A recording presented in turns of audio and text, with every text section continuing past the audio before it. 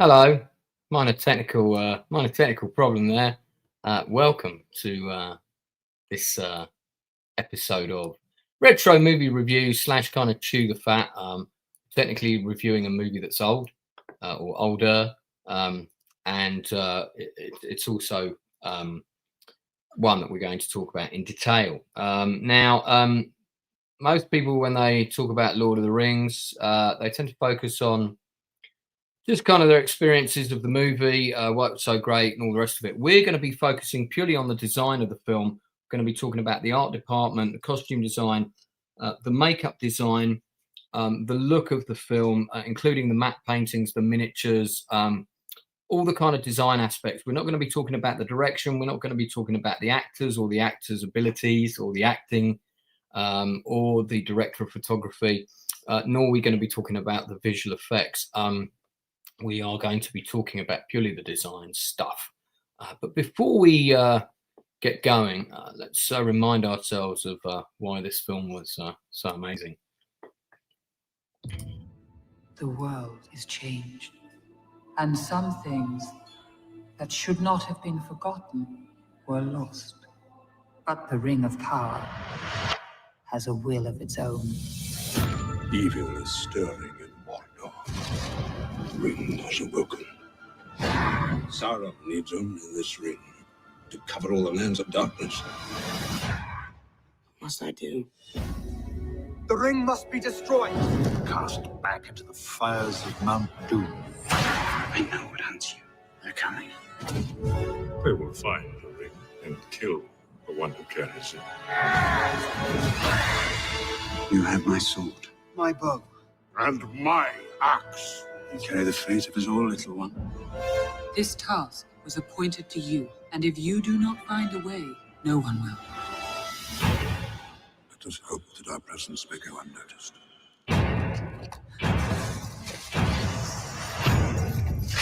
They are coming. We must turn back! No! Shall not pass!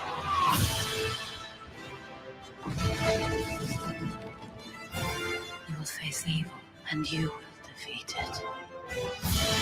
Even the smallest person can change the course of the future.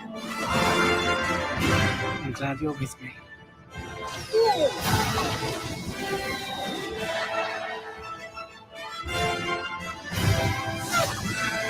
Follow!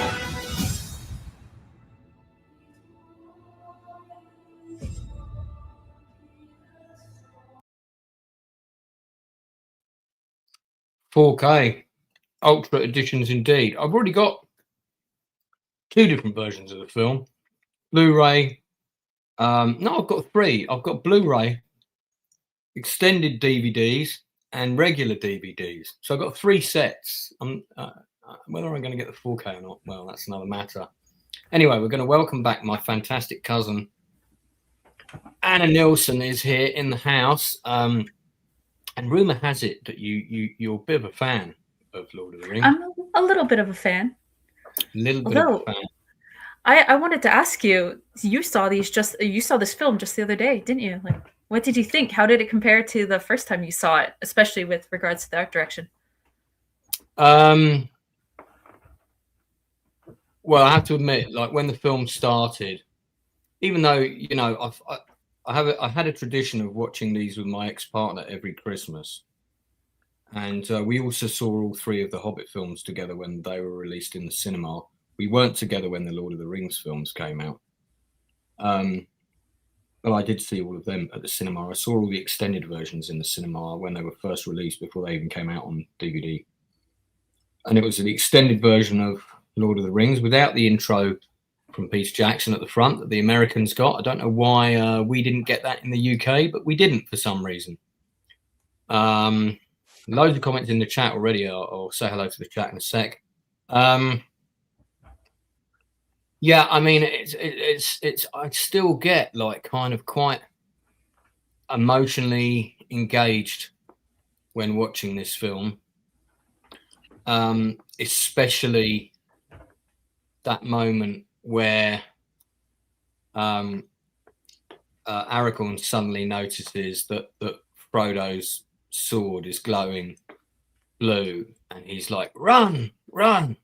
Just after he says, "I would have gone with you to the end," and that kind of goes into that whole final fight sequence, which just is an amazing sequence. It's an amazing piece of cinema, and I never get bored of watching Lord of the Rings. And in respect to the art direction and the design and the production design, and we're going to be talking about that specific topic today, because I didn't want this stream to be just like any other Lord of the Rings stream, because I think everyone's done one.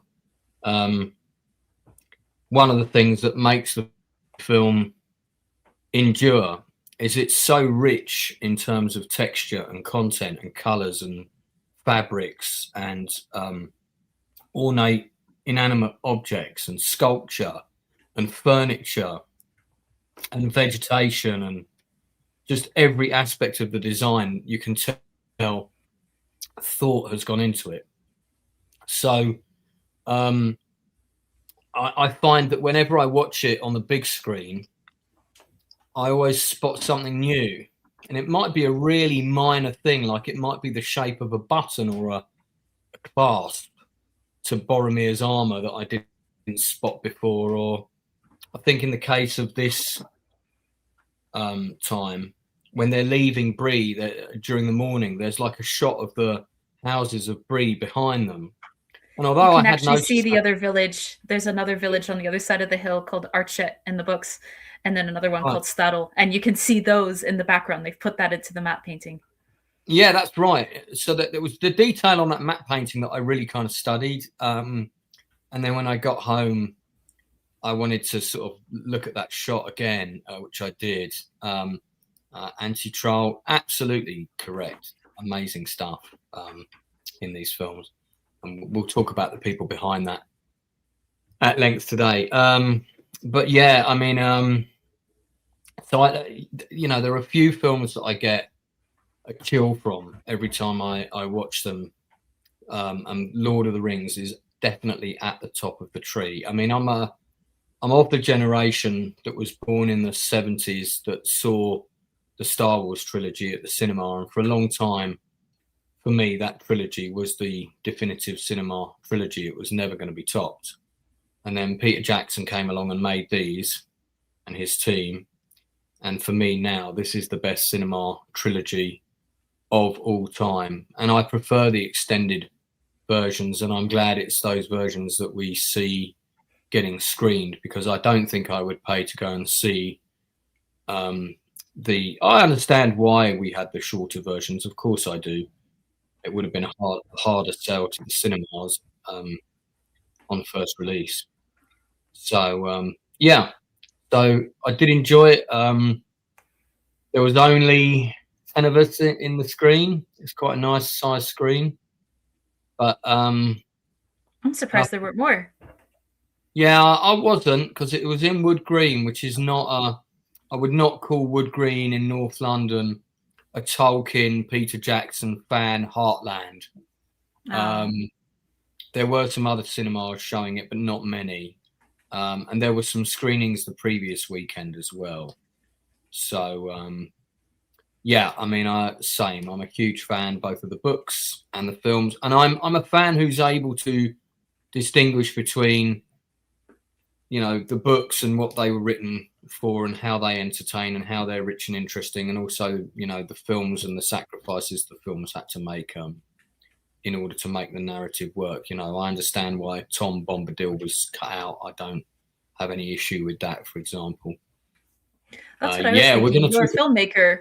You can see in some cases the themes. You'll be able to see some of the cases where tricks they were using, or perhaps where they were really trying to make, their budgets were large, especially for the time, 92 million per film, but where they're trying to make them, you wonder how they made it look so good. And you'll be able to see little cracks or tiny little errors. Many people can, even upon seeing the films dozens of times. And yet I think your experience as a filmmaker must give you more appreciation for how polished it all is. Well, I said this at the film premiere. on Thursday last week, which I was at with Critical Drinker. It was Mauler's movie that I got to direct. And I said that film is proof of what can be done when you have the money and time. Normally, you have money, time, and talent are the three triangles of the filmmaking process, right? Mm-hmm. And normally you can only have two sides of that triangle. You might have the time, but you don't have the money, or you have the money, but you don't have the time, or you have the talent, but not enough money. You know, you never get all three. And I think if you can provide all three to a filmmaker and give them the necessary support, which clearly is what New Line did here, then, you know, you're going to get the quality kind of film that you got from the Lord of the Rings trilogy. It was also, it's a trilogy that came out at a really interesting time, because these films dropped in 2001, 2002, and 2003. So the world was in a real state of change. We just had 9/11, and I think that changed the dynamics of the world hugely, and I think people were ready for some fantasy escapism. And then also there were huge changes in technology around this time. By the time the third film came out, you know, I think Facebook was just starting, MySpace was in its heyday. So social media platforms were just starting to become a thing, and that's why you had the huge support for the extended versions from the OneRing.net, who were very key in, you know, getting those versions commissioned, because basically Peter Jackson was able to turn around and say there are X thousands of people that belong to OneRing.net, and those thousands of people are going to buy the extended versions when they come out on DVD. And I think after Band of Brothers, I think the Lord of the Rings trilogy DVD box sets are the biggest selling of all time. Mark Kelly, who took me to see Fellowship of the Ring the other night, who persuaded me to go, is in the chat. And mate, I'm so glad I went. Thanks so much. It was a shame it came out, I think it was about 10:30 we got out. It wasn't really time for us to go for like a drink or something to eat. I had to rush back home because I had an early start the next day. But yeah, it was great stuff, mate. Really appreciated you taking me. So, all right. So before we begin, and you can see scrolling across the bottom of the screen, we've got 8 distinct topics that we're going to talk about, and Anna and I are going to pick our favourites from the first film only. This is just the Fellowship of the Ring in each of those categories. But Anna, rumour has it you're a little bit younger than me. So yes. Yeah, so I'm told. So you're of a different generation, and I think when the movies came out, you would have been sort of like 10, 12 years old, something like that. I was even younger than that. And yet I did go and see all 3 of them in theaters. Or rather, I was taken to see the first one, and then I absolutely insisted that I had to see the other 2. Yeah, you commanded. Yes. There's probably, and this will sound silly, but there's probably nothing that's had more of a transformative effect on my life, on my career, on what I've done. I work as an archaeologist. It's because of seeing Fellowship of the Ring as a 7-year-old in theaters. I was so pulled into, and this is something we'll talk about with the production design, but many people know that Peter Jackson approached the filming of these 3 movies, as in one film essentially, as if they were a historical documentary rather than a work of fantasy. And he would address his artistic crew, he would address the armorers and smiths at Weta, he would address his production designers, cinematographers, and say, we're filming this as if this is all real. These are all real events that have happened. We are the luckiest film crew in the world. We've gotten permission to actually film on locations where they've happened. Perhaps we've had to, you know, dress the things up a little bit to make them more like they were, but we are filming a very serious historical film of events that truly happened. He didn't want any of the, I suppose, silliness that had come into some, not all, but some fantasy films of the 80s and 90s, where the filmmaker kind of turns to the audience, throws them a wink, and and says, "Oh, just buy into this. Just, I know it's silly. Just pretend it's all like happening." And Peter Jackson wanted to avoid that completely. And I think we see that in the seriousness and the endeavor with which they undertook every aspect of the artistic design and the set dressing, everything that they did to make it come to screen long before cameras were ever rolling. Yeah, I mean, they started filming in October of 1991, 1999. Sorry, 1999. I was about to say 1999. But they started pre-production in 1997. So they were already kind of planning and all the rest of it, because you can imagine the budget reports and things you would have had to have presented to New Line Cinema in order to. On those days, it was Miramax. Was it Miramax? It was Miramax first. Was it Miramax they went to first? I can't. I yeah, don't know. Miramax was funding it back when it was 2 films, and a lot of the pre-production was done under Miramax. So, for instance, a lot of the building of Hobbiton was done a year early because they wanted, to plant their hedgerows and their hollies and have the grass grow through everything and to look as if the Shire had been there for 100 years. And so they had their greens department working on the Hobbiton exteriors way, way early. And then they've been planning all of this other stuff. And when Miramax pulled out, that's the famous story where Peter Jackson flew to New York and went to a whole bunch of studio heads, and New Line were the only ones who helped him out, and then said, "Shouldn't this be 3 films? It's 3 books, isn't it?" Yeah, that was Mark Odesky who because it was originally pitched as 2 movies because he thought no one would agree to do 3. And I'm pretty sure that was Mark Odesky from New Line who said, "Shouldn't this be a trilogy as 3, right?" Yes. Yeah. So good on New Line until that whole thing with hey, Peter Jackson hasn't been paid all his money and some creative accounting went on, but we won't get into that today. That'll be our scandals of Lord of the Rings stream. But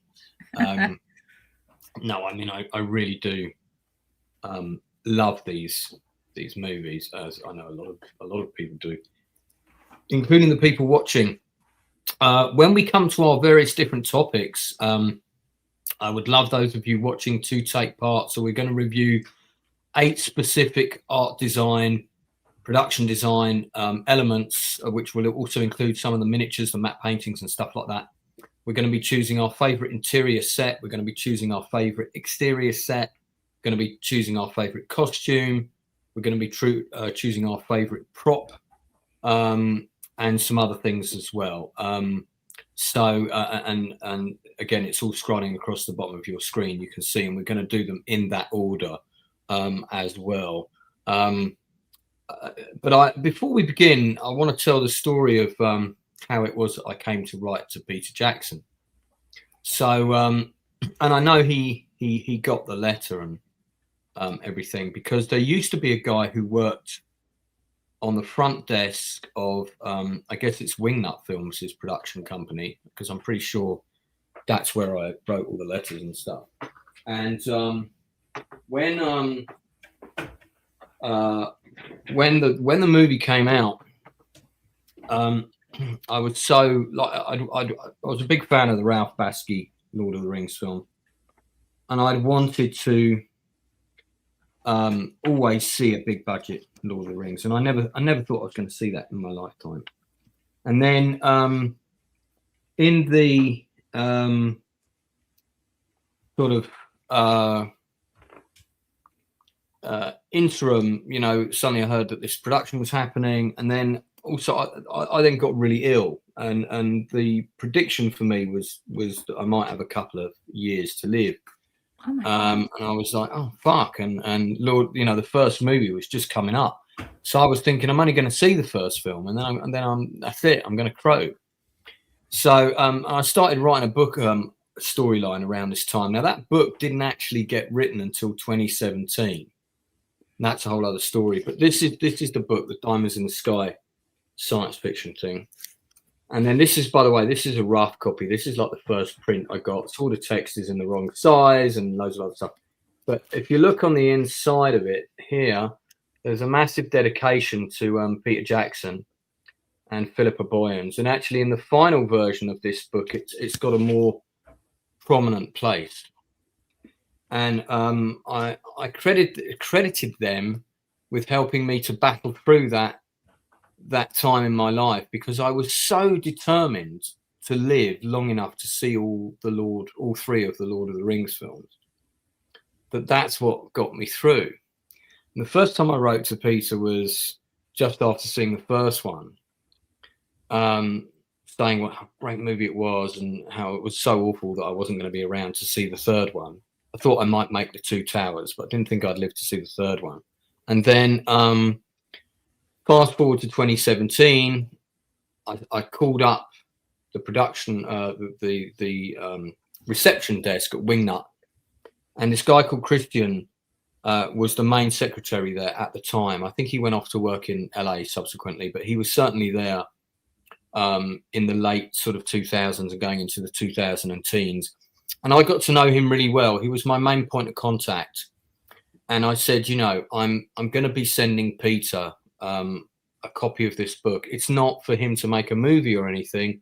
It is dedicated to him. And you'll understand why when you read the dedication inside. And he said, okay, make sure you address it to me and I'll make sure he gets it. And he did get it. And one of the main things that I remember from my correspondence with Christian, when I said, I'm so sorry to pester you with this, you must get like lots of nonsense coming his way all the time. And he said to me, this is Christian, he said, don't worry. Peter is fully aware of who you are and the story, and you're one of the good ones. And that was all I sort of heard. So I've never spoken to Peter directly, but that's the story about me and Lord of the Rings. And it's kind of one of the reasons why the films are so cemented with me emotionally, because they got me through a very, very difficult time. Plus they were also amazing. So, yeah, so that's the story of how I come to write to Peter Jackson. And when I came to send the second book, Christian had moved on to LA and he'd been replaced by this absolute mean woman who sort of clearly didn't know who I was. And I said, look, I'm sending the second book because it's part of a series. And they always get Peter Jackson, Philippa Boyens and Fran Walsh always get mentioned in the intro at the beginning, because I always say this book wouldn't have been written if it wasn't for these three people. And there was also a lot of narrative stuff that I kind of took from Lord of the Rings that I put into the book. So, yeah. So I don't know if he ever read the second one, but or if he even got the second one. I do know he got the first one. All right. So we're going to move on to our categories now. That's the little side quest. Now I finish with my side quest story.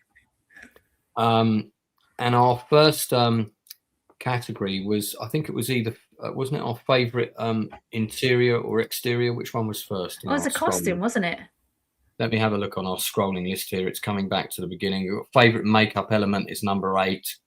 We shall attempt to not go down too many rabbit holes. Yeah, that should be TOO, Lance. Spelling. Yeah, so, okay, so number 1, I think you might be right with the costume. Is that right? Design and art department, yeah. So we want to hear from the chat as well. What are your favourites in each category as we talk about? Yeah, so we'd like to hear what's your favourite bit in the relevant category and why. Yeah, right. So the number 1 is favourite character costume. You can only pick one. Number 2 is interior set, and number 3 is exterior set. Remember, these are only in the Fellowship. We're not talking about the Two Towers or the other. Now, number 4, which is visual establish, that's a shot in the movie which could be either a set, a model, or a matte. So there are lots of those. You've got probably 4 or 5 for different bits of Moria. There's 2 or 3 for different bits of Hobbiton. Bree would be another one at night time. You've got Rivendell. There's probably about 4 or 5 different ones for Rivendell. So it's that establishing kind of visual design, whether it's a matte, whether it's a model, whether it's a bit of CG, or all mixed in between. But that establishing kind of design shot is what I'm talking about with the number 4. All right, so let's talk about character costumes first. Shall we have a look at some of them before you tell me your pick? Launch into it. And I'm going to let ladies go first. So you're gonna have first dibs. So I've got loads of stills here. I'm going to rule out a few things. So, for example, the costume for the Balrog would not be allowed because that's not really a costume. It's more of a it's on fire. But you can have it can be anybody. It can be one of the background people if you happen to like their particular outfit. That guy is the Flight of the Conchords guy just there because he's in this scene. Oh no, isn't that Haldir? That's not Brett. Is that Haldir? Oh no, yeah, you're right. That's Sorry, Haldir. it is Haldir. But the Flight of the Conchords guy is in this scene because I watched it. No. He's sorry, in no. It's not this scene. It's not this scene. The scene he's in he's in Council of Elrond. The Council of Elrond, thank you. Yeah, not this scene. The Council of Elrond. It's just because everybody's there. I'm getting my. You know his name, right? His fan name. I can't remember. Oh, it's Figwit. That's right, Figwit. Yeah. But yes, because it's an acronym that came out. Again, you were talking, Lance, about the very early sort of Lord of the Rings online presence and how the fandom really grew from the OneRing.net. And when the Fellowship was out and the Two Towers had not yet come out, and then of course he gets a line in the third film when he says, "My Lady Arwen, we cannot delay." But he'd come in for a cameo. What's his last name? Brett. Brett. I can't remember his Brett McKenzie. Brett McKenzie. Yep. So yeah, he's a New Zealander, and like a lot of people, especially by the third film, a lot of New Zealanders and even other people who are connected to the film or to family of the actors. The sister of Elijah Wood, all sorts of people came in to have very small roles or like background shots in the film. And Brett McKenzie came in to fill that role. And since he gets a single shot focusing on him as the central character immediately after Frodo stands up and goes, "I will take it," the fandom were calling him Frodo is great, semicolon, who is that?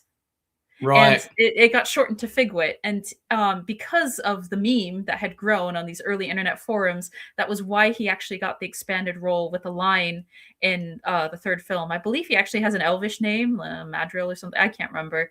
But he's not that. He's Brett or he's Figwit.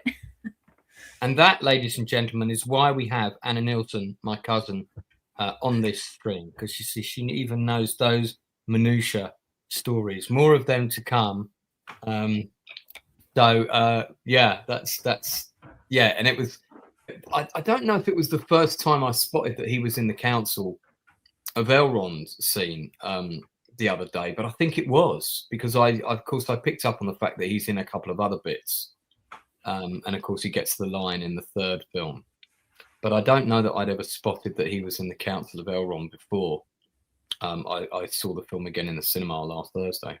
So just to Matala, computer graphics in the Fellowship. Yes, there is. I mean, you can talk about the Balrog's whip. You can talk about the arrows being fired in Moria. There is computer enhanced stuff on a lot of the background shots. The Balrog itself is entirely CG. They built up a maquette, but then they scanned it in. The Balrog and the Cave Troll were their two big CGI monsters, and they were quite worried about those. And I think the Balrog just looks fantastic even now. Yeah, I mean, I quite like the expressions on the troll's face as well. They're quite good. They've created quite a believable sort of character there. But yeah, so I mean, just looking through the costumes in the first film, I would say the first film, the costumes are, compared to some of the stuff that we see that comes later from places like Gondor and Rohan, the stuff is much more simplistic in terms of the design and colors and things like that, quite muted, the colors. But yeah, I mean, fantastic costumes, and then of course they go through a slight change when they become the Fellowship. Everybody gets their leafy clasp. We've got these wonderful costumes that we see at the beginning with the battle. Yes, the first stage elves, and they've got spring tones on their armor to remind you that this is the springtime of the elves. And you see later elven armor will be in autumn tones because they're leaving Middle Earth. That's a great detail. Do you know what? I didn't even know that. So yeah, Saruman's outfit I always thought was fantastic. Again, it's one of the things in the digital era you really notice the details. Some people are already vying for their favourite. We've got one vote for Galadriel's costume here. Snorterpoopers likes the Hobbit costumes. Aaron's more enticed by the Balrog's birthday.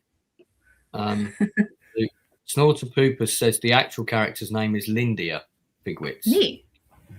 That's what Snorterpoopers says. Bigwit's name is Lindia. I think that might have been Brett McKenzie's original character name. I mean, he was elf number 5 or whatever, but that might be right, you know, because I think he said that. I think he said, yeah, my character was called Lindia, but he didn't really do anything. Could be wrong. I could be wrong about that. But that may have been a name that was given to him. There are loads of characters who have names, but are only named in the credits. Like Faramir's second in command is named Madril, the guy who gets stabbed by Gothmog in Osgiliath. Sorry, we're getting into the third film. We don't need to get there, but yeah. But it could always have been one that he selected himself, because my understanding is Brett McKenzie is a huge Lord of the Rings fan and had been in those early forums and, you know, all of the Elvish learning that people were trying to do.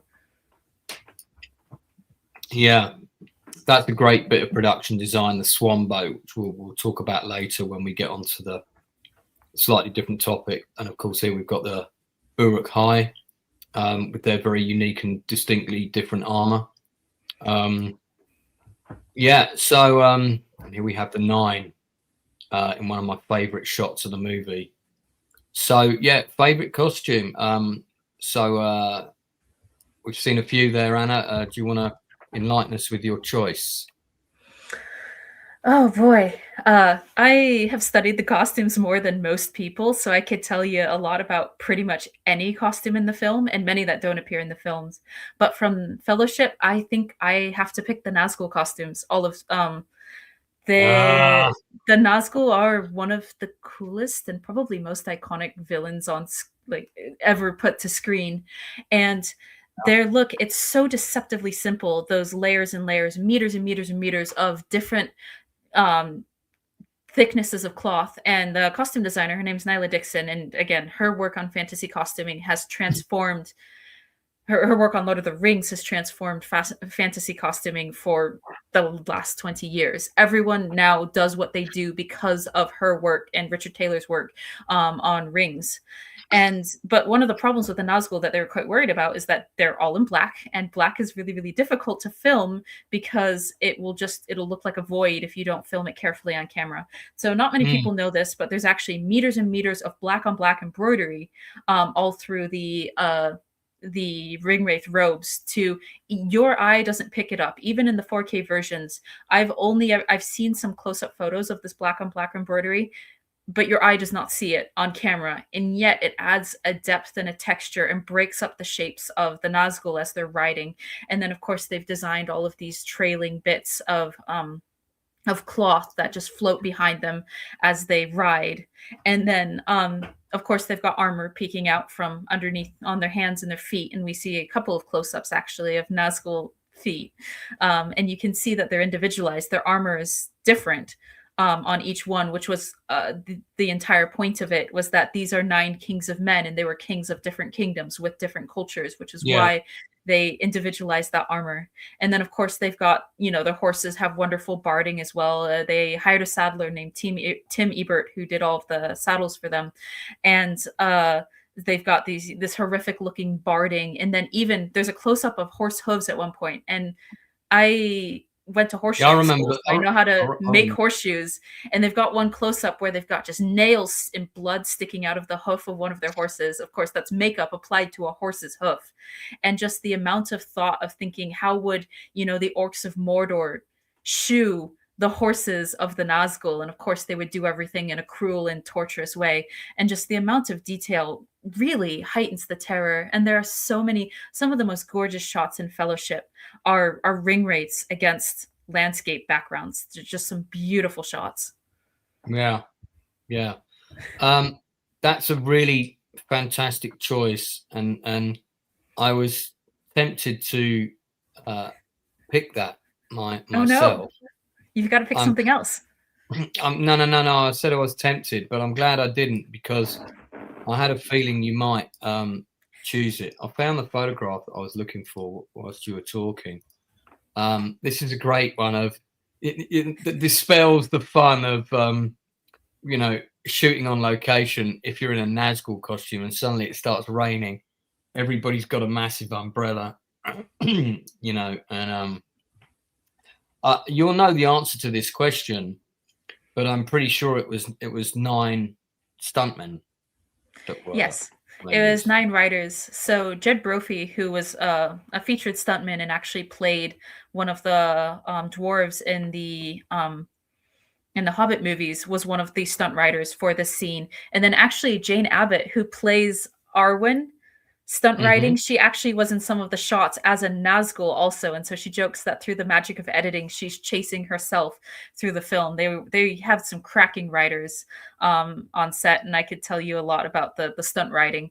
But yes, these were all stunt writers who when they had like the scene on Weathertop, those are different actors who they've really cast for their height and imposing stature, but for the horse scenes, and it's really handy with a costume like this that's so billowy and completely hides the face.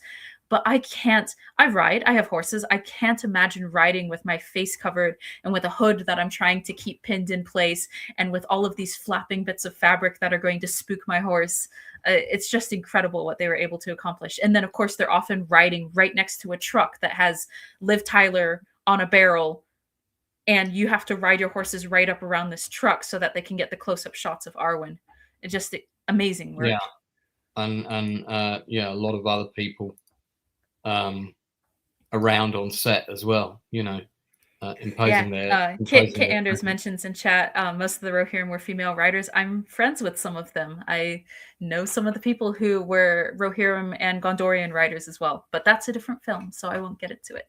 Yeah, I mean, we certainly know about the fake beards. I was told about that by a number of people. I had some friends that worked with Andy Serkis on a movie, and I met Andy just around the time he did this film called Last of the Jolly Boys, which was a few years before Lord of the Rings. It was 2 or 3 years before, I think. That didn't come to pass. That we would work together, and I did invite him to the premiere of my feature film in 2013, but he just launched his digital company, his private one.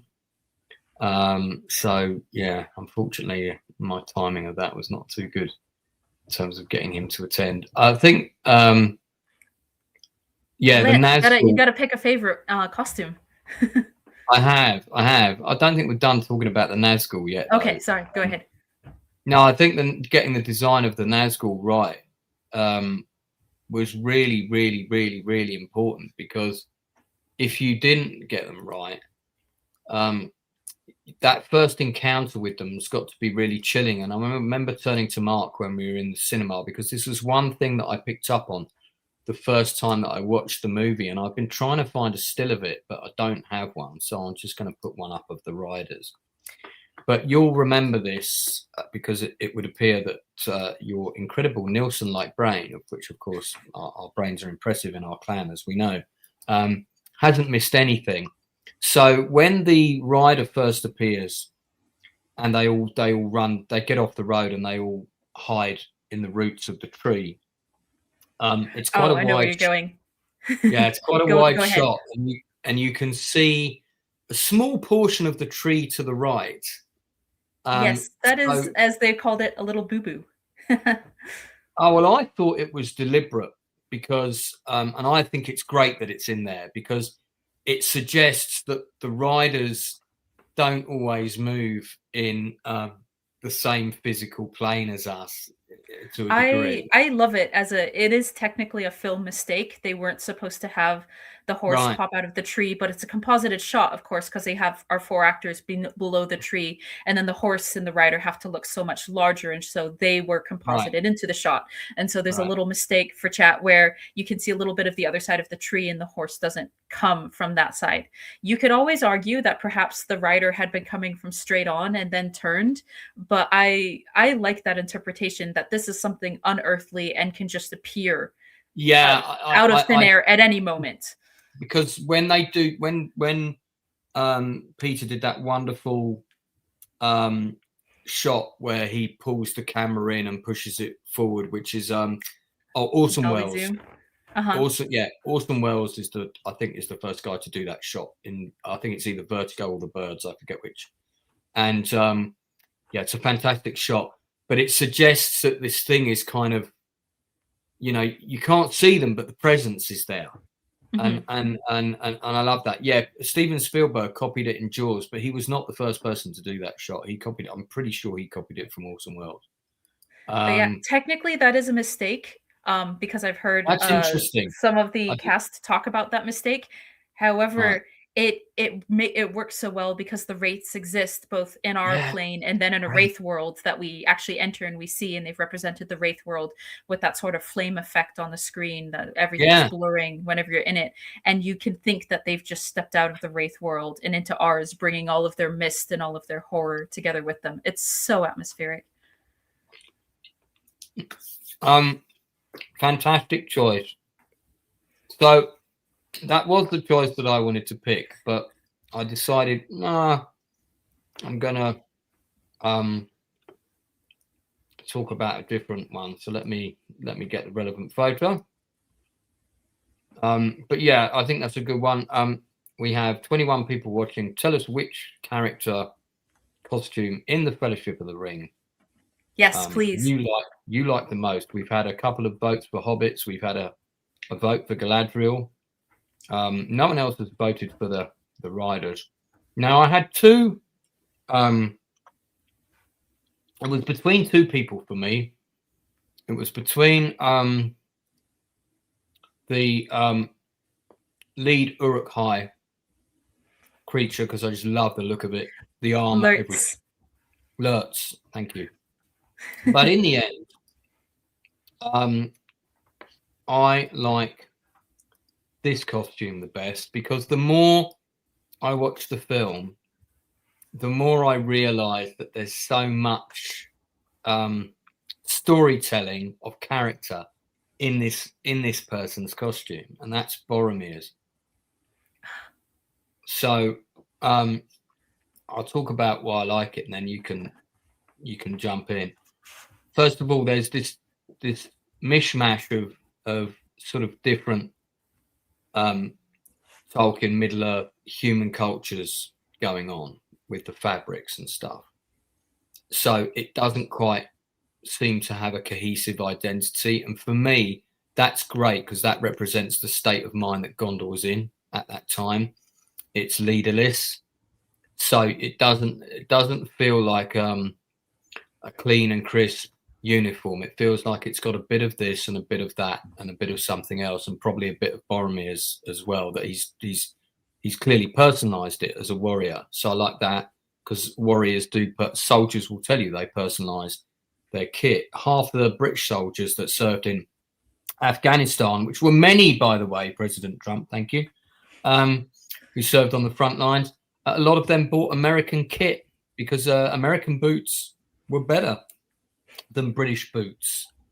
And if you're over there and you've got some money to spend, you had like military catalogs, and the Americans would often have much better boots than the British. And so a lot of my British soldier friends, they would buy American boots or American made boots. They probably all came from China, but you get my point. I also really like the clasp. I like the gauntlets, which of course, one of which Aragorn ends up wearing. He takes both. He takes both. I just remember him tying up one, as he's got both of them on, hasn't he? You'll see both of them in his ranger costume for the other two films. Right, and to sort of honor Boromir, which is really nice. I like the horn. So all of the different elements of his costume are really cool. Now, there's one bit in the movie where I I thought there was a glitch, and I'd need to watch it again, and you'd know this. When it suddenly cuts to him running to save the hobbits, when the music changes and he comes da da da da da da, and he comes running in slow motion with his sword. I thought in that shot for a second he had his shield on his back. I'm not sure if that's correct. These are the things you notice when you've watched the film about 50 times. And then when you look at it, when they say where's Boromir, one of the things that establishes that he's not there is you can see his backpack and his shield. So wherever he is, he hasn't got his shield with him. But in that shot where he comes running up with his sword, I might be wrong, but I felt like his shield was on his back. I'll have to check it. I don't believe his shield was in that shot. I think it was, he's got a very heavy brocade cape on, and then he has a hood that is fur-lined, and you can't usually see the hood, but I think the bulk on his back may have been which might give the impression of a sort of, like an impression of a circular shape because of all the other bits, as you say. Dar thinks the costumes are still clean. Actually, I did notice they do get quite dirty in quite a few scenes. There are. So they actually had stages. They had about 40 stages for the hobbits and then fewer for other characters, but stages of dirtiness because, of course, they're filming these films out of order. And so if costumes needed to be wet or snowy or quite clean or rather dirty or particularly ragged or this piece was missing, they had stages all the way through. And so one set of, for instance, for Boromir's clothes would be in the snow as they're doing the Passive Kahadras, and then another set of his clothes would be slightly more travel stained once they've gotten to Amonhen. They had different layers of weathering, and they had to make all of these costumes loads of times. For the hobbits, with all of the scale double work, stunt double work, and then, of course, the principal actors, they had to make each main hobbit costume the same costume that they wear, with different cloaks and stuff throughout the 3 films. They had to make those each one 140 times. Wow, 140. I remember some of this stuff being discussed on the making ofs with the big box sets, but and I know Viggo stayed in his costume for days sometimes and would go out hunting and shit like that and live in a tent, and he took the role. Yeah, he took the role very seriously, although that sounds like quite a lot of fun doing that in New Zealand. So yeah, Boromir was my costume pick. I just thought his is one of the more interesting. Not that there isn't a costume that isn't interesting, but there's a lot going on with his costume, so there's a lot to unpick with him. And I did think it kind of had this subtext of what was going on with Gondor, and I kind of like that. I was tempted to pick Aragorn, which is another costume that I really love. I love the whole kind of ranger stuff, the way his loads of details in that. Loads of details, lots of stuff about his heritage on the various clasps and buckles and belts, and then you've got the way the hood can basically turn into camouflage, and there's a lot to talk about there. But the most emotional scene for me in Lord of the Rings, especially with what was going on in my life at the time, was when Boromir is dying, and he grabs Aragorn and says, that line about I would have followed you, my brother, my captain, my king. My king. Oh. Did you know? You probably know this. That's, of course, not a book line.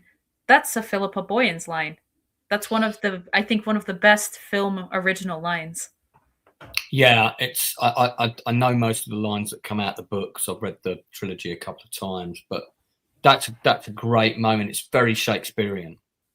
It's very Hamlet, and you can tell that she's obviously been influenced by the Bard in terms of her writing, because the Shakespearean stuff in Lord of the Rings is all over the place. It's in all 3 films, but that moment for me was just like, especially for when I was thinking, I might see the second film, definitely not going to make the 3rd one. Fuck me, it was just like, I tell you, that scene, and then the other line, which is in the book, which killed me in the first film, and a massive tear just rolled down my cheek, was when they stop and they're lost in Moria, and Gandalf and Frodo are talking, and he says, "I wish the ring had never come to me. I wish none of this had happened." And Gandalf says, "So do all who come to see such times, but that is not for you to decide. All you have to decide is what to do with the time that is given to you," which is a metaphor for all of life. And it's so on the nose, but it's so true. And again, I was thinking, oh shit, yeah, well, I better think about what I'm going to do with the next 18 months. And I wrote up a massive bucket list, I think probably like the night after coming out of seeing Fellowship, which I think I saw on the 12th of December, because the premiere in the UK, the worldwide premiere, was on the 11th of December at the Odeon Leicester Square. It wasn't on general release. Yeah, it wasn't on general release until Fellowship came out 19th December here in the US. That was the release date. It was 19th worldwide, including the UK. But the Odeon Leicester Square, because they showed it on the 11th, they then had screenings from the 11th until the 19th.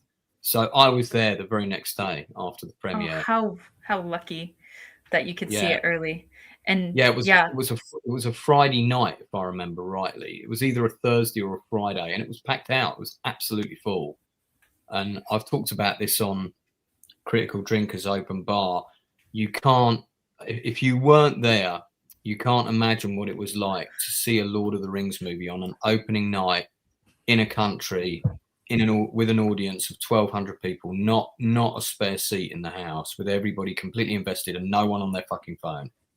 It's an atmosphere of cinema that you will find very, very rarely these days, if at all. That's what makes so many films. I mean, this is one that's more than most films is deserving of that atmosphere and that attention. We, just being a kid, we'd never seen anything like this before. I remember watching the Moria sequence, and especially around the stairs, and being unable to believe what I was seeing. It's just wonderful. Well, we've only spent 55 minutes on our first topic, so this stream should last a comfortable 8 hours. Right, we better push on. Our number 2, I think, was it interior set? That's right. Yeah. Okay. So for people in the chat, if you want to, again, only Fellowship of the Ring, please. Don't get into the second or third movie. Mention in the chat maybe what your favourite interior set was. Choices for these could be, you've got various ones for Moria, different places in Moria. You could have the tomb, for example. Is it Throdin? That's Son of Throdin.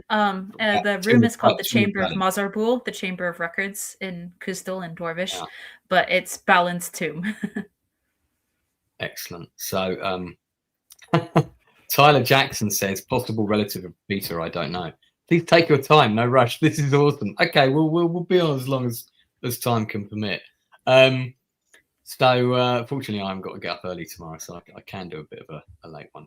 So neither do I. We're snowed in here. So there's a blizzard outside. I can't go anywhere. So exactly. There's various Rivendell sets. So there's a few different Rivendell's you've got there. You've also got, of course, the interior of the Hobbit house. And I'm going to go first this time, and that's my choice. I do love the Home Under the Hill. I think Peter Jackson actually still has that set. If I remember rightly, he's got it. It's in storage, which of course was reassembled for the Hobbit. But I guess one of the reasons that I really like that set is, first of all, it's exactly as I imagined it would look from the books. I feel that they got it exactly right. I also think it was really important to get it right because it opens the movie. It certainly opens the extended versions, but in particular, you're there very quickly with Bilbo, and it's quite important to get it right. Get those opening 10 minutes of the film have got to be pretty. You've got to get hooked in there. So yeah, I really like the Hobbit hole. One of the or Bag End, sorry, let's call it by its proper name, Bag End. One of the things I really like about it is all the detail. There's so much stuff. Every time you look around it, you can spot something new. If I was a person who was quite short in height, I would absolutely love to live in a house of this design. I'm not. I'm just under 6 foot, so it probably wouldn't work for me. But yeah, and I mean things like in this shot, for example, you can see, you know, the shape of the fireplace matches the shape of the door, which is really cute. I love the fact that it's got a pantry. Very important for hobbits. Every hobbit home would have a pantry, probably the most important room because they like eating so much. You know, there's always flowers. There's all of his books and maps and things everywhere. But yeah, it's a great set. I mean, we're spoilt for choice in the second and third films. I think there's some more interesting stuff coming up. But in this movie, for me, it probably takes the cake. What is your pick, Anna? Is it the same one? It was going to be the same one. Well, you I could can go to something else. No, you don't pick. If this was your pick, stick with it, because us both picking the same is not a problem. And don't forget. But yeah, as people in chat have mentioned, the interiors, of course, they built the first time that they built Bag End, they had to build it twice, and they rebuilt everything for the Hobbit films. Of course, the Hobbiton that you see now, if you were to go to Matamata in New Zealand, is the one that was built in 2010, 2011 for the release of the first Hobbit film. And because they had to take everything down the first time. And so, yeah, you were saying this set was taken and put away in storage. And yes, a lot of those original props, none of them have ever gone up for sale.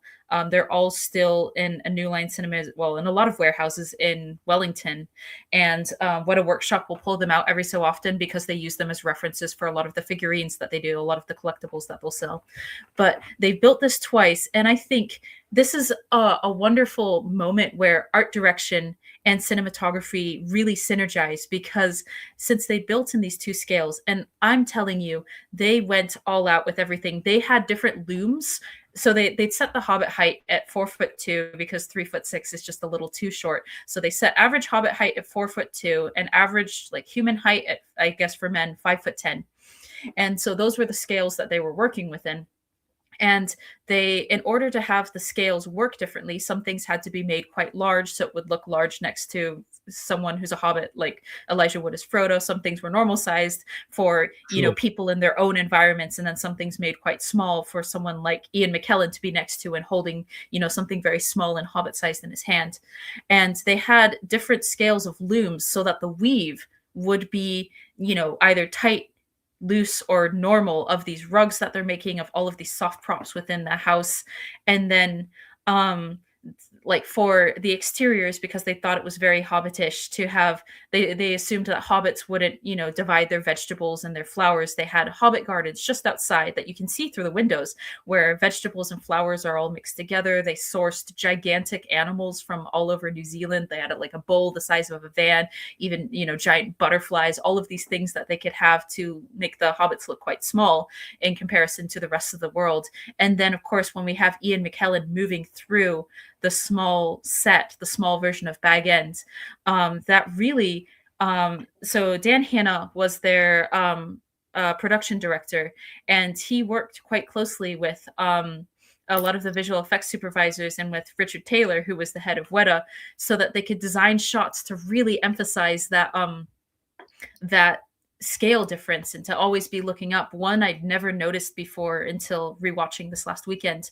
You remember that chandelier that Gandalf cracks his head on as he enters Bag End, as right after Bilbo's party, as you know, he's disturbed by the revelation of what the ring might be, and he's rushing out, and Frodo goes after him and goes, I don't understand.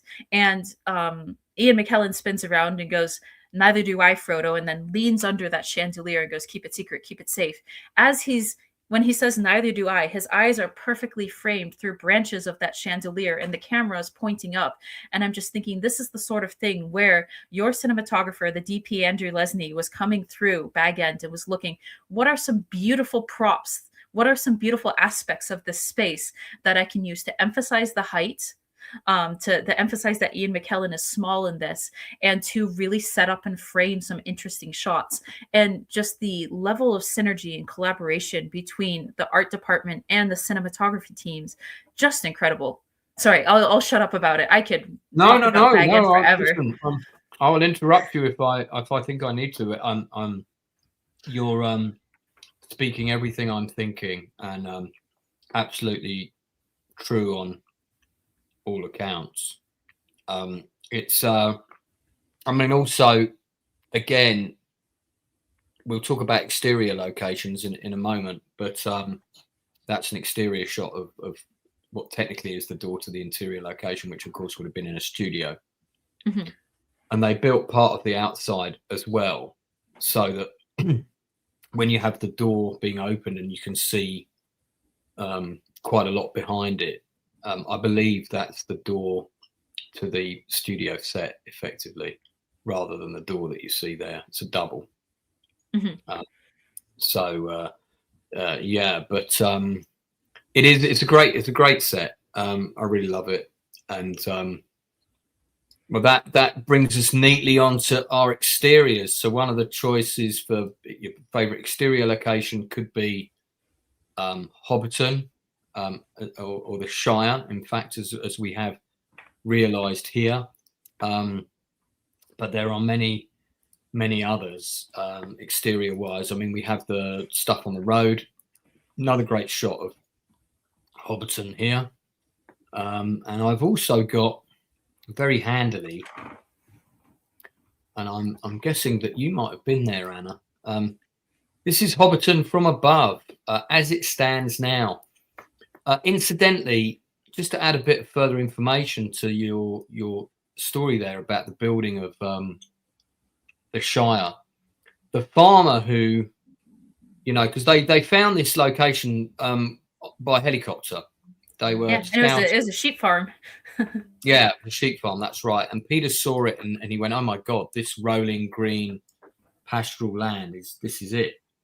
And I think he saw the bit of water and all the rest of it. So they went and negotiated their deal with the farmer. And of course, the farmer, didn't know much about Lord of the Rings, I don't think. And but I think they offered him, decent money. They were going to be there for a fair bit. It was 3 movies and all the rest of it. Mm-hmm. I don't know how long they actually spent there, but I do know that part of the contract with the farmer was I want it all put back exactly as it was, so that we would never know you've been here, which is the normal thing with a location agreement. You leave it as you found it. So, of course, that's New Zealand has particularly strong laws about conservation of native grasses. Right. And so they also had, the law on them that they had to put things back exactly as they were. That's why the Edoras set was also, they had to take all of that tussock grass out, all of the kiwi grass, and keep it in greenhouses and then replant it as it was. Sorry, continue. Well, let's not get sidetracked on Two Towers locations, but we don't worry, that stream's coming. So, of course, this was all put back to normal. This is basically, I mean, it's not quite a theme park, but it's an entertainment attraction, shall we say now. So when they went back to the farmer and said, we want to come back and shoot. We got to rebuild it, and we want to come back and shoot again, and we're going to pay you money. And I think they probably offered him something close to double. And his condition was, right, this time when you've built it, I want it built out of robust materials, and you're going to leave it exactly as it's left, and I'm gonna let people come and see it for a small fee, of course. And this has become the #1 entertainment attraction in New Zealand. Coaches and coaches and coaches of people turn up to come and visit this place every day. People get married there. There's a really fun video of Elijah Wood taking his family to visit the set for the first time, and there was a wedding, and he was walking past the wedding, and he sort of somebody spotted him and dragged him over to the couple, so he kind of took part in the wedding ceremony for a little bit, which is kind of cool. That would have made their day, I'm sure. But yeah, this is it, and you can still see it's all there, and it's kind of very nicely manicured. I think they're building something more substantial over here for bigger events. This is some kind of mini arena that's under construction by the looks of things. So it'll be interesting to see what that is in a year's time when Google's been updated. And you can see that the drop-off point, it's a fair old walk.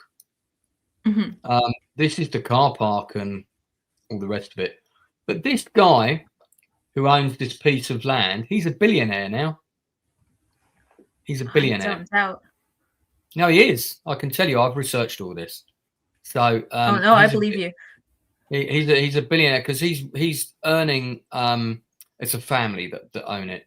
They're all of this land belongs to them, and substantial fees. And actually, when I first looked at this a couple of years ago, this car park was nowhere near this size. This car park was tiny. It was like maybe one half of this. So they've already expanded the car park. So there you go. Hobbiton movie set tours, the #1 tourist attraction in New Zealand. Have you been? I've never been. Listen, it's on my bucket list. So Anna, I sense a Nielsen family road trip coming on at some point. But yeah, it's absolutely on the bucket list for me as well someday. Yeah. So yeah, I mean, exterior locations, favorite exterior location design. There are a number of others in the film, and of course, there's the location where they have the final fight, which is really nice. You've got the river. I mean, there's numerous mountains and so on. Do you have what's your favorite in Fellowship? Mine is absolutely, it's got to be Amon Hen and the final fight sequence.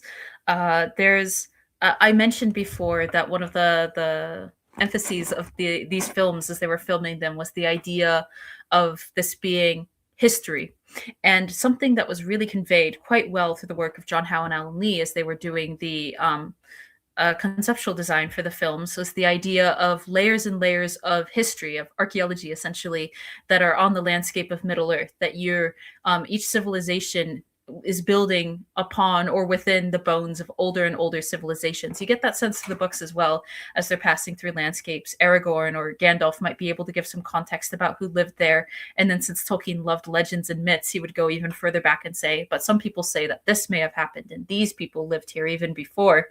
And you really get that with Amon Hen and then Parth Galen, which is the wooded area that surrounds it. You come to the Argonath, and that's of course one of the borders of the ancient kingdom of Gondor, which is now contracted in size. The kingdoms of Gondor and Arnor used to be, in the Second Age, big, powerful kingdoms of the Númenóreans, and now their, unmanaged ruins are still just lying around. And this is the setting for that big climactic battle where Boromir loses his life and Frodo leaves the Fellowship. And looking at, of course, it's all polystyrene and in some cases urethane. It's all, fake rocks that they've added because New Zealand doesn't have, ancient stones and ancient castles that they could already film in. They had to put everything there. And, if you knock too hard on it, your fist will go right through. And yet the sense of deep antiquity and of layers of antiquity is just so clear in this shot. And it's an outdoor location. It's a real forest, a beautiful shot. And they've got some wonderful camera cable shots through of Uruk-hai running around. And there's quite a lot of drama that can happen in kind of these three locations. They've got the river landing site on the beach, and then at a completely different location they've got the Parth Galen woods where there's ruins through and where Frodo has his confrontation with Boromir, and then they've got and quite a bit of the fighting happens there as well. And then they've got Amon Hen, the hill of seeing, where Frodo has his first kind of a mental confrontation with Sauron himself. Yes, that beautiful statue head. And I would say he falls off the platform, doesn't he? He falls off the platform and then Boromir finds him and then goes into that. Yeah, it's quite an impact. But I would say sets like this is the sort of thing that made me become a professional archaeologist, was the idea of depths and layers of history and wanting to learn more about what's there in the landscape, what still exists. And of course, I work in Japan, which is a place completely removed from the setting of Middle Earth, but it feels very much like I'm moving through Middle Earth sometimes, because Japan has many ancient stones and that's what I work in. And I I just love this set, and the amounts of variety of different shots and of really creative camera work they were able to get out of all of these, in just the amount they built. It's wonderful. Yes, perfect set dressing, as Aaron says. Yeah. Well, that whole sequence is very much my favorite sequence in the movie. In fact, I mean, I'm so spot for choice in terms of favorite shots, and we're not doing favorite shots today, but that crane shot, because I don't think it's a drone, I think it's a crane. I think it's a crane, yeah. Shot, yeah, when they it follows the Uruk-hai as they're storming. You can hear the horn being blown, and it almost goes all the way to the little bridge where Boromir is, and it's a great shot. It gives context to where everybody is. There's a really similar shot in the at the beginning of the penultimate battle in the film The Wild Geese, which some people watching may know I'm a big fan of that movie, and I swear that shot influenced Peter Jackson's shot, because I happen to know he's also a big fan of that film. And it's always great when there's a fight sequence, but there's different elements of different bits happening at the same time in kind of the same location, but different sides of it and things. It's always great if you can tell who's where, because if you can follow the stakes, then the tension is much more palatable. It's much higher if you can tell where everybody is and in relation to each other. And that's one of the things I really like about this location and that whole sequence. And of course, ultimately, which ends in Boromir's death, which again, as I said, is the most emotional scene for me in the film. And there it is, and this is all in that location. I've also got, using my amazing Google Earth technology, I've also got that location as well on the map here. So we can add it to the list. This looks like a particularly beautiful part of New Zealand, it has to be said. And this is where the Amon Hen stuff was filmed. So it would have been in this area. So yeah, they actually had 3 locations for Amon Hen. I think the river beachside stuff was at the Kawarau River. I don't know. It's a Maori name in the South Island. And then of course this one is the one for Hill of Seeing right outside of Queenstown. It's on one of the lakes, Lake Mavora is that? And then the third one, Parth Galen, is in Glenorchy in Paradise. This is Lake. Oh wait, is that Lake Wakatipu? Wakatipu, yeah. I love these names. Yeah. I wonder if there's can we You wouldn't believe it's different locations, because the editing is just so skilled and their set dressing so practiced that it ties together perfectly. Hard to believe that there's a business called Over the Top Golf located on this mountainside with this little lake. I don't think there's any other facilities. That's a very strange place to tag that. That seems rather bizarre. I was wondering if we can get on a road and we can look across the bay to that location anywhere. I don't know if we can we do that here? Maybe is that a view that we can get? Guess you can kind of, there you go. That's kind of cool, isn't it? That's so lovely. Yeah. There you go. Oh, I'd love to live in New Zealand. That's definitely a place I could live, is New Zealand.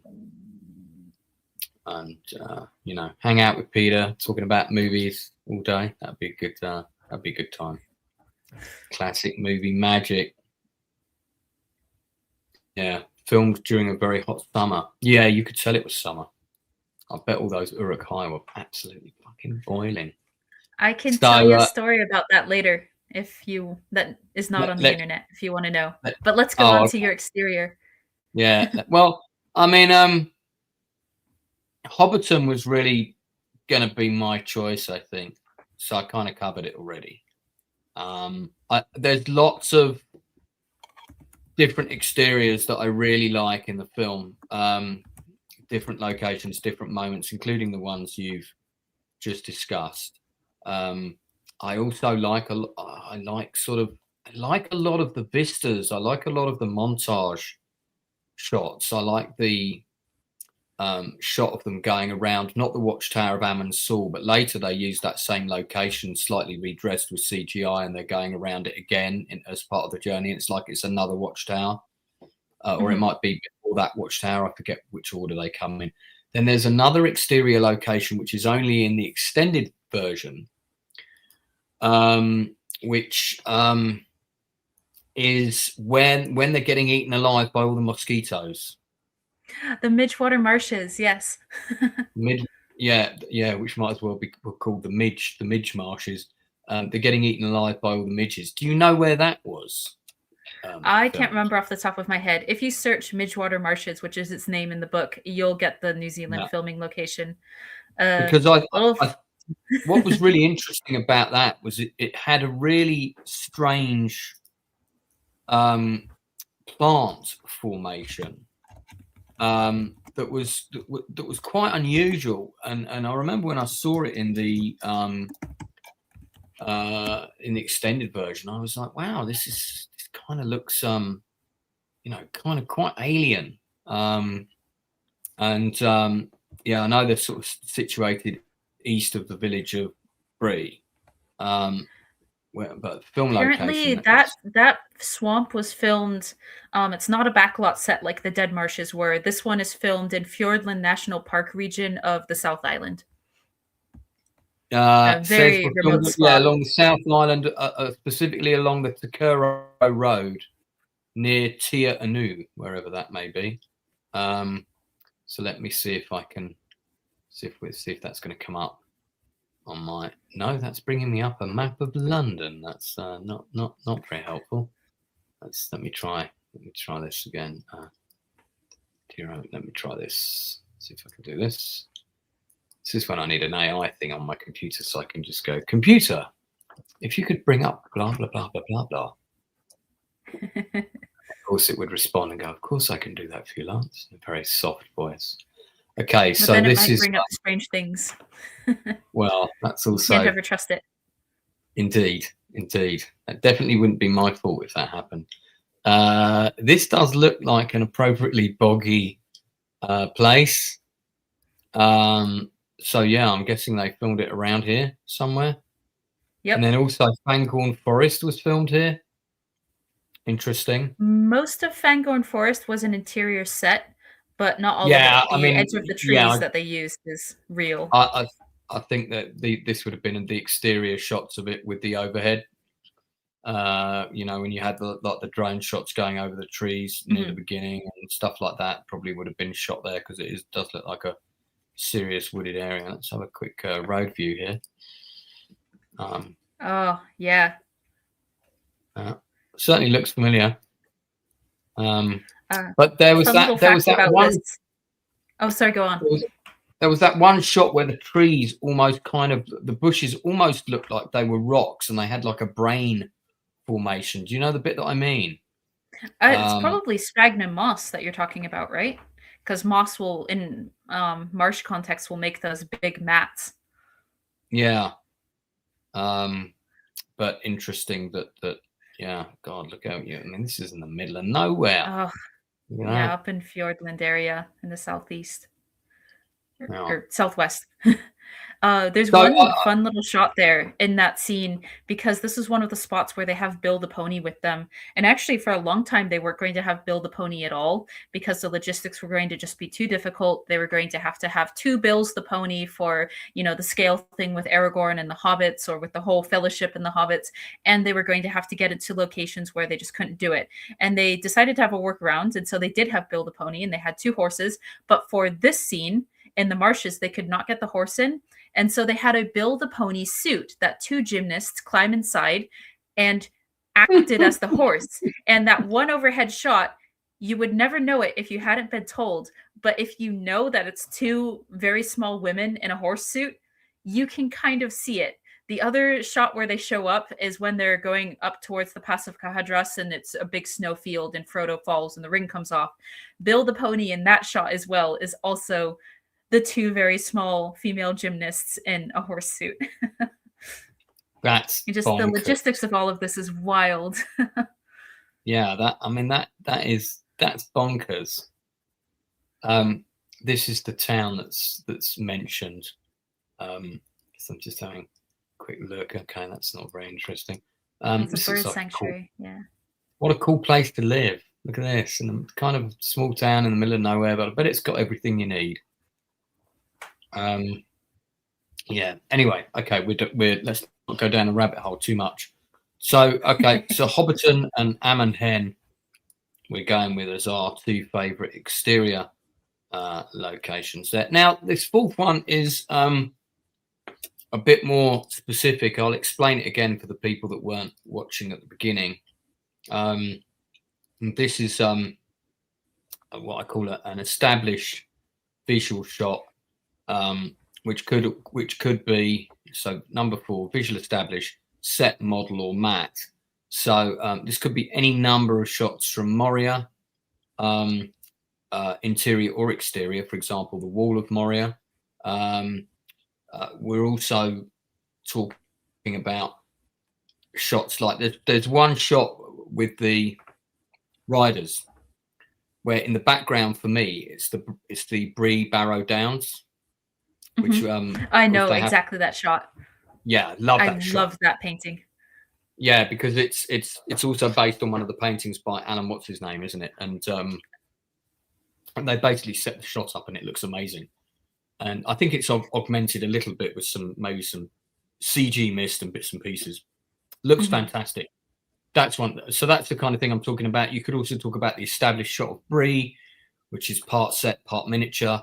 And then you've got loads of others. There's loads for Hobbiton, of course, things like that. Have you got one of these in particular?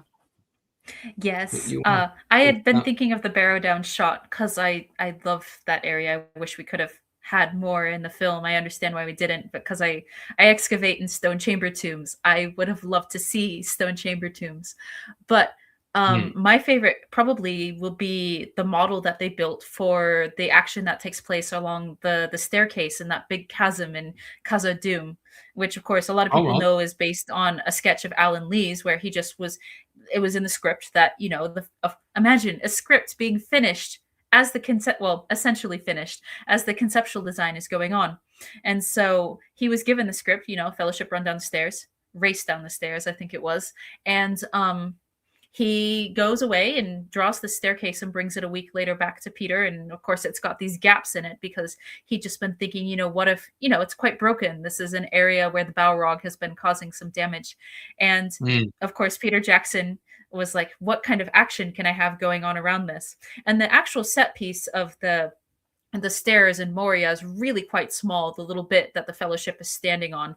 And so all of that is a mix of digital assets, but a lot of it is excellent model work. It's just they've built this big chasm and then they've put this wild staircase through it.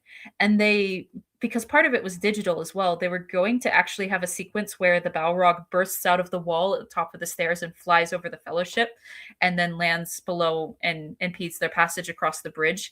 And it was mainly for budgetary reasons that they decided to cut that sequence. I think it might have looked a little goofy. You can't really imagine the Balrog flying with those wings. Yeah, but some of those shots. It's good that they didn't do that. Some of those shots where the camera spins back to the doorway and you can hear the Balrog making noise and stones are falling from the ceiling was supposed to be shots to herald his imminent bursting out of the wall. But I think they've repurposed it better for the scene of the Fellowship getting across. And of course, that's something not in the book at all. But this is the last time that all 9 of the Fellowship will be together alive. And I think we've seen them fight together in the Chamber of Mazarbul. And we've seen them we see a scene where they're not fighting together, but they have to cooperate to get through this urgent situation. And I love it for that, for the amounts of, you know, wordless, well, essentially dialogueless character work that's taking place on the stairs. I think for a lull between the big fight we've just had against the orcs and the cave troll, and then the big monster fight that's about to happen with Gandalf and the Balrog, I think having this, it's still high tension, but having this moment is so wonderful. And also some of the best score, it's also good. But the Dwarven Crystal chanting, I know the lyrics of every choral piece in the Lord of the Rings. I won't get into that, but it's so wonderful. Yeah, I know exactly the bit you're talking about. I mean, yeah, we could talk about. We're not going to get into the score today, but the Howard Shore score for this whole trilogy is one of the best scores ever written for anything. And Philippa Boyens wrote most of the poems in Old English and Adunaic, which is ancient Numenorean, and Black speech, and Dwarvish, in both Elven languages, Quenya and Sindarin, and then even sometimes in English, are these choral poems, which are wonderful poems in English and then translated. I know I have all of the Old English ones for the Rohan people memorized and can tell you what they say. And they add so much to the scene. There's so much depth from these poems that the choir is singing, and no one, like 10 people on earth, know about these, know what they're saying. Anyway, I won't get into that. And you're one of those 10 people. Yeah, I mean, so you're basically talking about the visual aesthetic of the staircase in Moria. There's a wonderful miniature set, and it blends beautifully with the CG and the live action. I've been trying to find there's a great shot which would sum it up. Short of me bringing the film up, which I don't have on this device, because my copies of Lord of the Rings are all hard copy, don't you know? Mine are hard copy as well, actually. Yeah, I can't get a specific shot for that, but so here's the Balrog again. But yeah, that's a good one. For me, this is probably the hardest category to pick a favorite, because there's so many, including the one that we talked about that sort of shows the Barrow Downs. I like a lot of the Hobbiton established shots. I like actually the one of Bree. I like the one when they're leaving Bree. I really like when we cut to, is it Orthanc, Saruman's tower? Mm-hmm. Yes. Yeah, and you see that all the trees have gone, and you've got that great wide shot, and there is a still of that, which I'll see if I can pull up. Now, I was tempted to go with that because that's a great one, and it's I think we only see that shot in Fellowship maybe once or twice, but the wide shot we only get one time.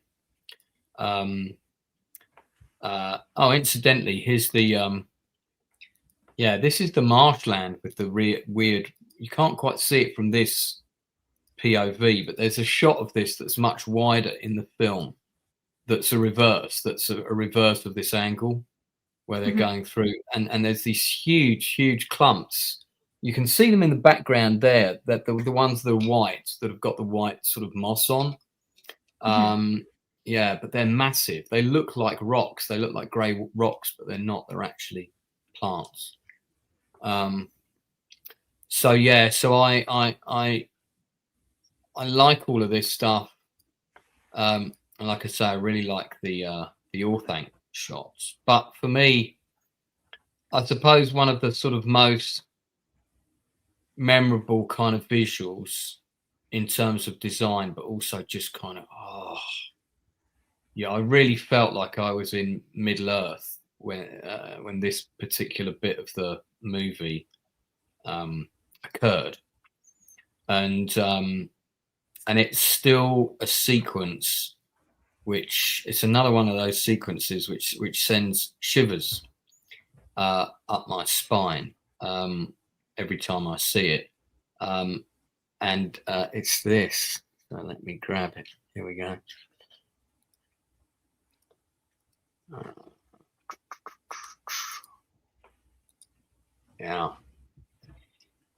Which is the reveal of the Argonath.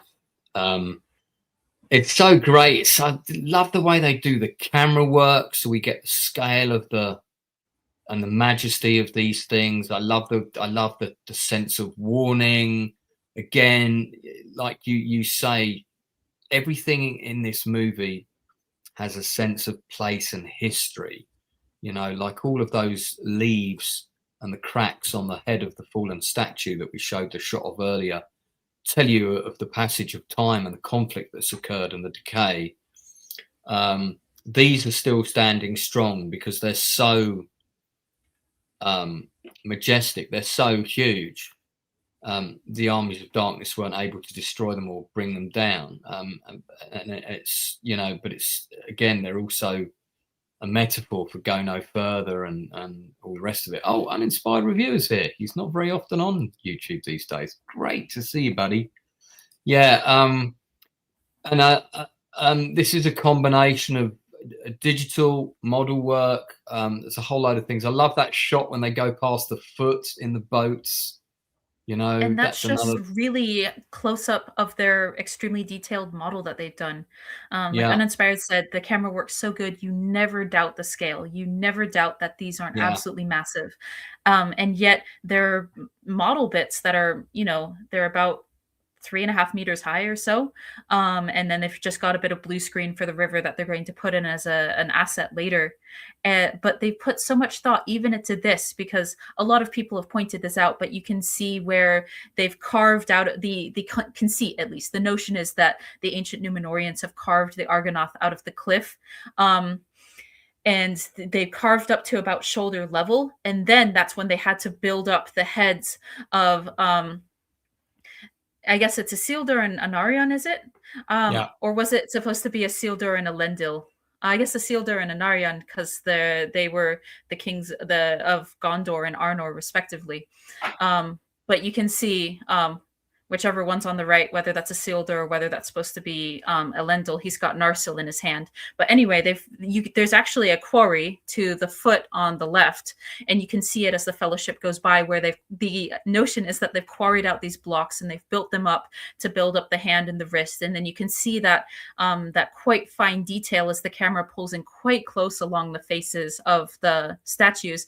And yet the only really digital part of it would be the little bird's nest that they've got in the eye, and then a bird flies out, just again to reinforce the scale. And it's so well detailed. And at this point, their miniatures shooting division and their props and their texturing and their aging, the way they were able to get stone texture and everything, it's so convincing that you would never believe this is a camera that's just centimeters away from a miniature. Yeah, incredible moment in the film as well. The music just drives it. The majesty of them, I just love it. I love the first shot when we see them both, and the gradual reveal as you know Aragorn taps Frodo's shoulder, and even Boromir, you know, who at this point in the journey is full of doubt. You kind of see he's momentarily inspired. So it's all played. Everything about that scene just works so well. The way the actors react to it, the music that sort of underscores the emotion of it, everything about it is just fantastic. Yeah, I just still get chills. Excellent choice. Yeah. All right. And it was difficult to choose one because there are lots, and they've all got sort of different meanings and moments and different impacts, and yeah, it's difficult to choose one. I've got a question for you. This, before we move on to the next one, which I think is our favourite prop, number 5, I think is our favourite prop. I've got a question for you. This is the early teaser for Fellowship of the Ring, which, by the way, in the UK dropped with 2 films, Captain Corelli's Mandarin, and also the new Star Wars movie. Forget the title. The now. early teaser contains shots from scenes that were cut entirely from the Fellowship of the Ring. That's right. And that teaser ends with this sequence where they cut the 9 characters come through this gap in these 2 rocks. Now, I feel like this is staged and shot against green screen. It is. Yeah, that's what I thought. And you know, they've got one of their lovely vistas that they filmed, and this rock is a studio rock, and I thought so. But it still looks good. It was hard to tell in the cinema because I really looked to see if I could tell, but it was so good. it's hard to say, but yeah, I thought it was specifically staged, and kind of rightly so, because it sets it up, doesn't it? It's so great. Here they are going on their quest. You know, I remember when we watched Captain Corelli's Mandolin, as we came in, this trailer was just starting, but we didn't get time to get comfortable into our seats and stuff to watch it. We were kind of getting to our seat, and we were like, "Oh, we got to watch this again." So and this was at the Odeon Leicester Square, which also was where they showed it later subsequently. So we said to the girl who was one of the girls in the seats, we said, "Listen, we're going to stay and watch the Lord of the Rings trailer again, and then we're going to leave. Is that all right? Because we only sort of just caught it." She was like, "Yeah, that's fine." Because it was the afternoon. It wasn't too busy, you know. So we sat and watched it again, and we were like, "Oh my God, this looks amazing. Can't wait to see this." Yeah, never forget that. That was my first. I remember also seeing the trailer in theaters. I think it was to see whichever it would. It wouldn't have been The Phantom Menace. It would have been. Anyway, I remember seeing it in theaters, and I was 5.5 or 6, and I remember being so confused because the trailer has a shot of Aragorn and Frodo on the steps as it's falling towards the rest of the Fellowship, and I remember my little infant brain not being able to parse what exactly was going on screen and being really confused by the whole staircase sequence, and then of course having context, seeing in the film, it all made sense. Yeah, great moment in the movie. And it was a good trailer. And I have watched the Cannes promo. Oh my God.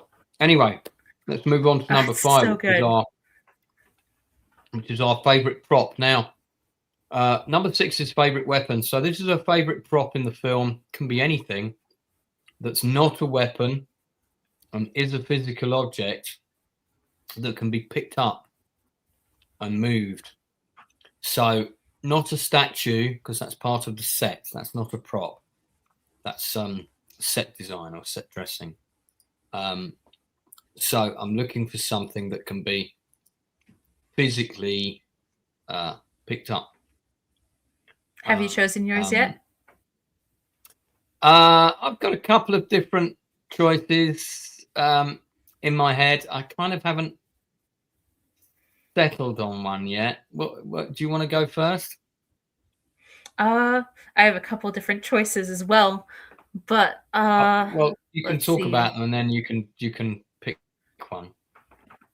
I'll go with Gandalf's cart. Is such a lovely, of course, again, built a couple of times in a couple of different ways. There's a regular cart that Ian McKellen is driving, and he's actually got a pony. It's not a pony, it's a horse. It's Clydesdale that he's driving. Yet, of course, since the cart is so important in the establishing scenes of Frodo and Gandalf's relationship, because Frodo hops down into the cart. And then this cart is also so important because this is the first scene in the film where audiences are seeing all of their work and doing the scale. And I remember there was a shot from the trailers that everyone had looked at before the film came out where Frodo is walking through Bag End and says, "We put it away, we never speak of it again," as he's holding the ring, and he walks through a doorway, and then Ian McKellen stoops after him. And that was one of the shots they were really quite proud of, and that everyone was seeing for the first time. How are Elijah Wood and Ian McKellen next to each other? How have they managed to do the scale double? And then so this scene is so important for establishing the size of the hobbits, because of course they're going to go back and do all sorts of scale double tricks later in the film, but if you establish it really well right at the outset, the audience doesn't think about it anymore. The cinematographer and the art director and production designer are thinking about scale all of the time, but you're no longer thinking about scale, and it just becomes the most natural thing in the world. And they needed to nail it with this shot. So they've got this amazing cart, and if you ever see pictures of it that aren't from the camera angle where they were facing the two actors, you've got Ian McKellen, a meter or so closer to the camera, and he's driving the horse. And then you've got Elijah Wood sitting some ways back, and he's holding, and they've made the side of the cart larger as well as kind of squeehawed, and he's holding this gigantic post in his hand. So you really think like this is this is quite a small lad next to a wizard. And they had to be so careful with their eye lines and everything to make sure that they weren't actually looking at each other. They were looking at the mark that would, reinforce the visual trick that they were looking at each other. And there's so many ways that they did the scale. They did digital compositing. They had giant suits that people walked in that they used Brie to make the Hobbit seem small. They did all sorts of things. They had hand models and neck models and doubles of all sorts, and a super tall guy named Tall Paul who would stand next to all of the Hobbit actors to be Aragorn or Gandalf or whoever. But in this case, they felt it was really important to have these two actors have this scene together. And as much as they could, all of those shots were in Gandalf's cart. And it's just an incredible prop to set up so much that's important right away and do it. And you don't blink an eye. You don't notice. Yeah, no, it's when I read about all those different techniques that they used, and of course, a lot of it's covered in the making of, And I don't know about you as well, but when I was watching those making of films, I remember my flatmate at the time was if I remember rightly, was a big Lord of the Rings guy, and he was also an actor, jobbing actor at the time. And we used to turn to each other and go, "Oh, fucking wish I'd had an audition for this." You were thinking, God, this would be an amazing thing to have been a part of, even just playing an orc or something like that, And I would sell my soul to be a writer on those films, bring my own horse and everything. I'd do anything. Yeah, I mean, it was, when I heard that they were doing the new TV shows, and I don't want to go down this rabbit hole for any longer than it deserves, I was actually really excited because I thought, wow, it's and originally there was talk that Jackson was going to be involved, and they were also going to retain the look and the continuity of the Jackson films. And I thought, yes, that's the way to go. People will love that. Don't try and sort of make this whole new thing. I think that's exactly what they should do. And of course, then we ended up with the right pile of poop, unfortunately, which was I won't get into it. I know one of the two writers. I know J.D. Payne. I grew up in his hometown. I went to high school with his younger siblings. So Right. I talked to him about the Rings of Power before it came out. And I was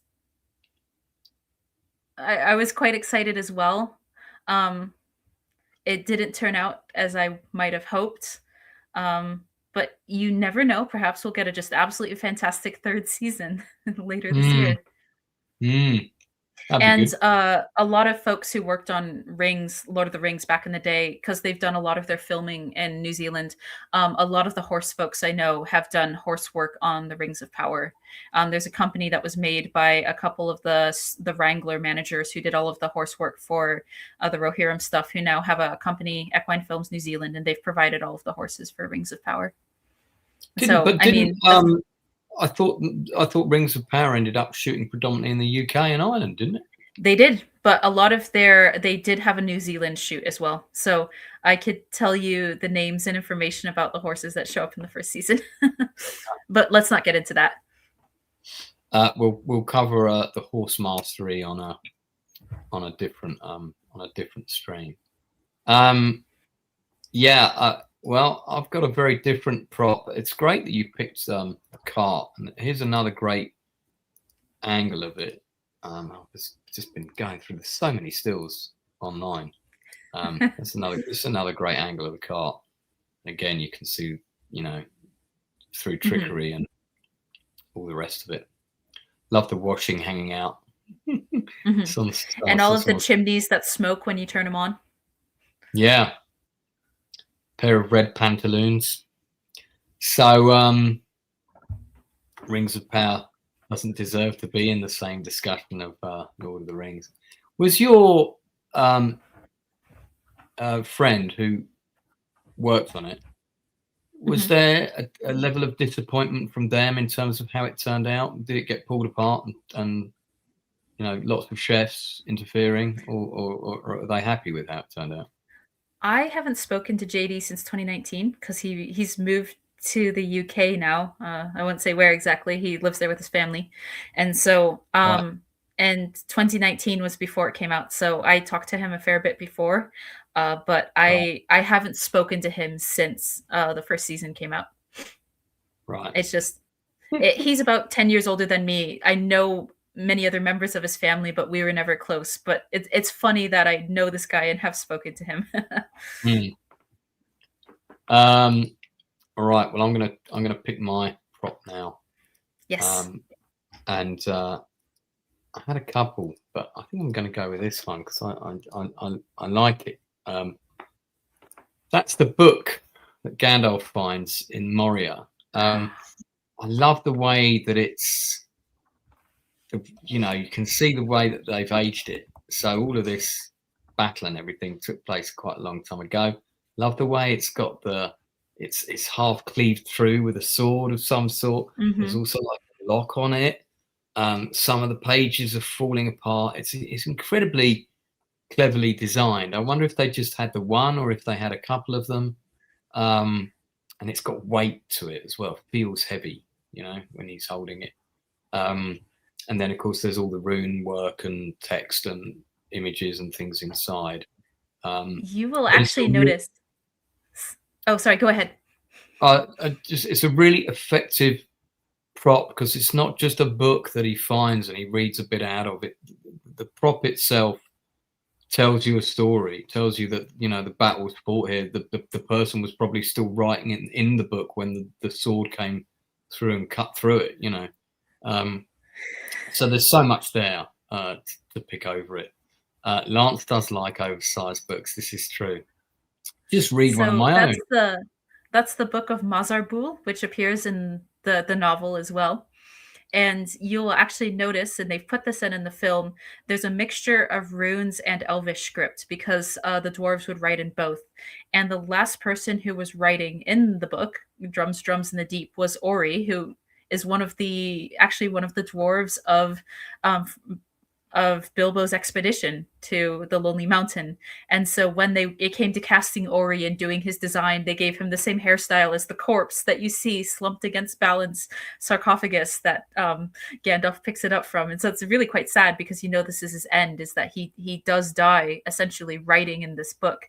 And in the novel, of course, and Tolkien notes that Ori was known to have very nice handwriting. He had a very fair hand, and you can see these different scripts, just the level of detail that they were going back to the books, the Lord of the Rings books, to Tolkien's writing every time when they were going through the art direction. And of course, it's pretty well known that they always had copies of the Lord of the Rings on set so that actors could just pick up things and in some ways get directions straight from Tolkien on how they were supposed to carry themselves or do something in a scene. But you can tell that the art directors, they had them lying around. They had this lying around all of the prop making shops in Weta, and they were paying close attention to the details and putting as much in as they possibly could. This is as book accurate a book. Yeah. I'm listening. It didn't sound like you were finished. Do continue. Oh, no. No, I'll shut up now. No, I just think it's a great prop. Great that you've got all the detail there. Now, I have a question about this scene, which I know you're going to know the answer to. So, it's Balin's sarcophagus, right? Yes. Okay. And he was ruler of Moria. Now, was he killed at some point as the evil started to take over sections of Moria, and so they had a big official funeral for him, built a sarcophagus, etc., and then later gradually this was pushed up to the lot. This was the last kind of stand? Or was it that he was killed in battle, there was the rushed sarcophagus situation, and he was barely buried before this place was overrun? That's my question. The first, you were exactly right. It doesn't come into the film. It's in the book, but the film doesn't contradict it. I can't remember. Balin was looking into the King's Pool, a pool outside of Moria, actually, of the East Gate, I think. He was slain by an orc arrow, and things had been going not so well for the expedition that was trying to retake Khazad-dûm to take it back from the goblins, and this was a really heavy blow to them because, you know, Balin was their king and their ruler, and so they were grieving as they buried him, and that's one of the entries in the book of Mazarbul. Right. Okay. But they did have time to give him a proper funeral, to have that lovely sarcophagus with the inscription on it. It's actually one of the cut lines that you can hear in the Cannes reel is, as Gimli is grieving over Balin's tomb, he wails, "My kingly cousin," because Balin was a king at this point. I think they should have kept that in. I saw that this afternoon. I actually really wish they'd kept that in. Isn't it such for a 26-minute, think of it as a short film, the Cannes reel is fantastic. It's Cannes reel. The Cannes reel is amazing. I mean, because it also includes shots from the other two movies at the end, and shots from scenes we never see. Yeah. So I'd heard, just really quick, the little rabbit hole, we'd heard the legends about the Cannes reel for a long time, because a lot of journalists, you know, imagine you're a pampered journo, you show up to Cannes Film Festival to, like, you know, smell farts and drink wine and hobnob with people, and then they show you this 26-minute fantasy film of a major film that's to come that just knocks your socks off and you can't believe what you're seeing. That's what happened to everyone. And then for a year, they couldn't tell, well, it was like 7 months. They couldn't tell anyone. Well, they would try and be like, this Lord of the Rings looks really, really good, but like, I can't express to you how and why. And then finally the Fellowship came out and they were like, yes, that's what I've been saying. And so the people who'd been privileged to see that reel ahead just, you know, were rocked to the core. People will still talk about it. And it was finally released in 2021 on the 4K editions. It was in the extras. They included that Cannes reel. And so now you can see it in its entirety if you know where to look, or if you have those DVD sets. But for a long time, we just heard the myths, including the fact that there were some bits of additional scenes that never made it into even the extended cut. I'm so glad you watched that. Yeah, for the benefit of the 24 people watching, there's actually quite a few scenes and sequences that look really good. That would be great if they did an extended. Listen, I'm quite happy to have a 20-hour version, so it's all good. You know, make each film 6 hours, man. Again, because at the end of the day, I can watch it at home and go to the toilet at my leisure. So I don't necessarily want to go and see a 6-hour Fellowship of the Ring in the cinema, but I'd quite happily watch it at home. Because that'd be an 18-hour Lord of the Rings marathon, more than my blood at hand. Okay, so we're on to weapons. So there's some pretty cool weapons in Fellowship of the Ring. I mean, you can even include the Balrog's whip if you like. You've got Legolas's bow. In fact, he's got 2 different bows. You've got various swords. You've got Gimli's axe. Technically could include the ring if you wanted, because the ring is a weapon. Yeah,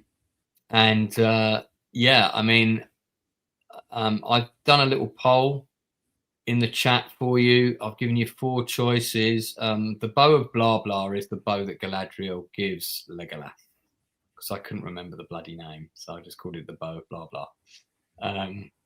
But yeah, so there's a number to choose from there. I've got my favourite. It was nearly the bow of blah blah, actually, because I do love that bow. It does look really cool. But it came down to that and 2 other choices. But let me see what Anna's picked first, and then if you pick the same one as me, I'll pick my runner up. Okay. I was going to pick, because of course Aragorn technically has 2 swords. He has Narsil, which he doesn't receive until the 3rd film, although in the novels he carries the shards of Narsil with him. And of course we know that Narsil design with that hollow pommel, it's one of the most iconic swords in film. And then he's got a much simpler ranger sword that he carries with him, and I absolutely adore the ranger sword. It doesn't have an official name if you were to look for it, because a lot of people do prop up because of swords. If you're going to look for it, it would just be the ranger sword. But it's wonderful and has a level of detail and also a level of interactivity with Viggo Mortensen himself as he's crafting this character. Peter Lyon, who is unfortunately retiring this year, but was the swordsmith who worked together with John Howe especially to design and then make all of these weapons in spring steel. And so swordsmithing is just incredible. The amount of work they had to do to grind in these fullers to make them the way they are. I do some smithing myself, but all I can make are horseshoes, and the type of steel is just so completely different. And so this Aragorn's sword is just very utilitarian, quite plain. It's got a fairly simple crossguard, and then a lot of people believe it's got a black leather grip and a black leather, like a black leather wrapped sheath. It's actually a wonderful sort of dark licorice green that actually matches the leather duster that Aragorn is wearing in his ranger outfit, which again, a lot of people think of as black, but is actually quite a dark green that shows up really beautifully on camera. And then there's all sorts of little details. The sword has got a utility knife inside of the hilt that the idea is he would pull it out for cooking or, for skinning an animal, something he's got to do. And then it was one of the times when Viggo came to Richard Taylor and said, shouldn't I have a way to sharpen my sword? Shouldn't I have a whetstone on the sword belt? So they whipped him up a little urethane whetstone. You can actually see him using that whetstone to sharpen his sword when they're in a Lothlorien listening to the lament for Gandalf. He's actually using it, and then sound effects is added in a kind of a whetstone noise. That's not exactly how you would use a whetstone to actually sharpen a sword, but it looks really cool. And of course, a lot of people know that Viggo Mortensen felt a real connection to this ranger sword particularly. He carried it with him whenever he could. He tried to use the big heavy hero sword, the one that was actually made of spring steel, instead of the urethane or the rubber or the fiberglass versions, because they had a whole bunch of different versions for different types of shots or different types of stunt work. But he tried as much as he could to use that spring steel hero sword. And the idea was that as you swing this around, and it's quite heavy, it will make you tired. And he wanted his fatigue in battle to be palpable, and he felt that this was such an important part of the character and identity. He wanted to keep it with him. And as someone in chat mentioned a while back, he'd also wear parts of the costume around and do some of the weathering and dirtying himself even when they weren't shooting. And so he really just embodied the Aragorn role as much as he could. And this sword, the ranger sword, in a way is an extension of the commitment of the actor and his interaction together with the art development, and just how much he appreciated the work that they had done in character building that he was now going to step in and interpret through acting. I love that kind of synergy. Yeah, and it's a kind of synergy that and level of detail and preparation that in filmmaking we just don't get it very often. And again, I've said it before in the stream 2 or 3 times already, this is why these films are so good, not just when they were released, but still stand the test of time now, because they are so rich in this detail and the design of everything down to the hobbit feet to, as you say, they made 1,800 pairs of hobbit feet. 1,800. Yeah. Oh. Yeah. Anna only managed to get hold of 6 of those. But yeah, do they fit still? If only. They ground up all of the hobbit feet after you could use them for about a week, and then they just grind them up and recycle the prosthetic material. Yeah, recycle the rubber, right? Yep. The latex. I think they were latex, weren't they?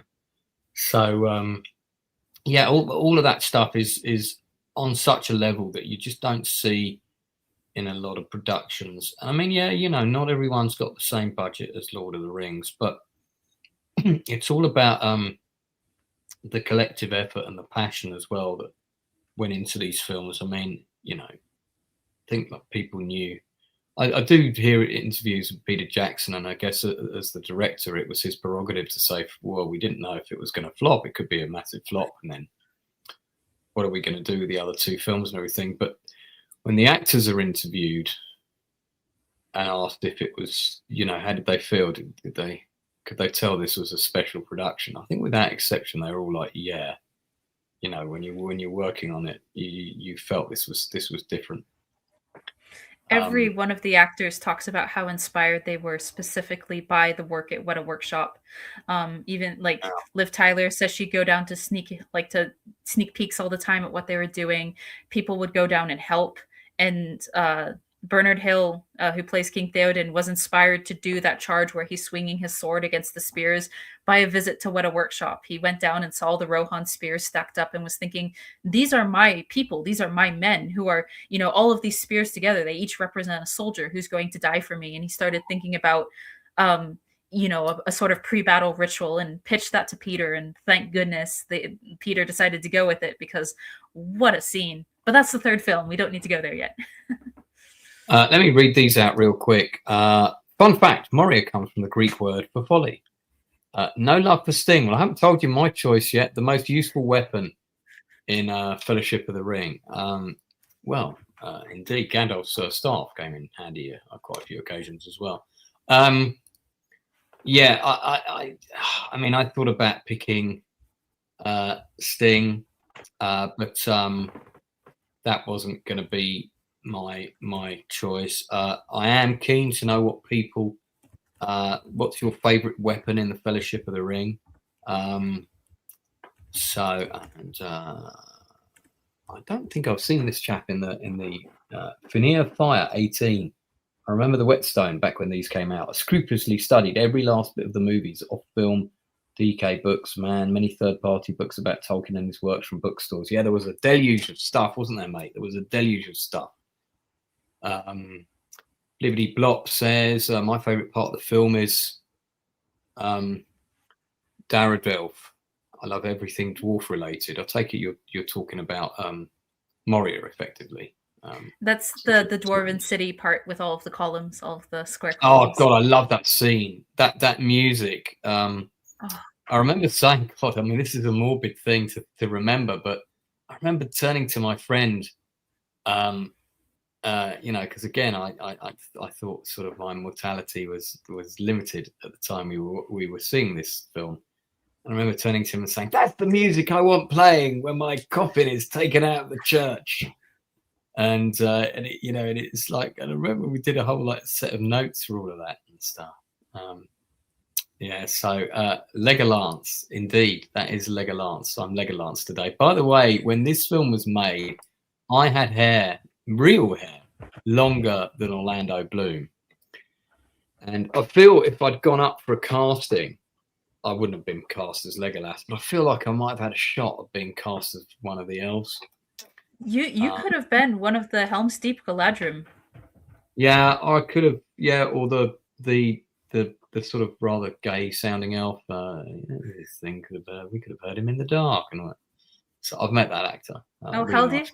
Craig Parker? Yeah, Haldir. Yeah, he's a lovely, lovely man. Okay, so my choice of weapon. Now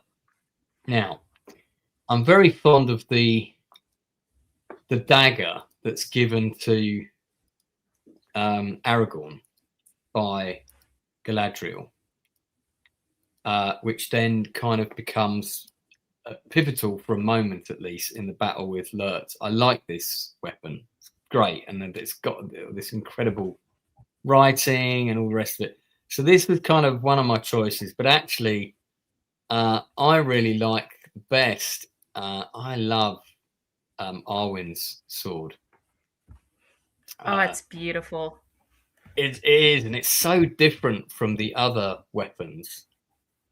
I've been trying to find a close-up picture of it. I don't know whether you can.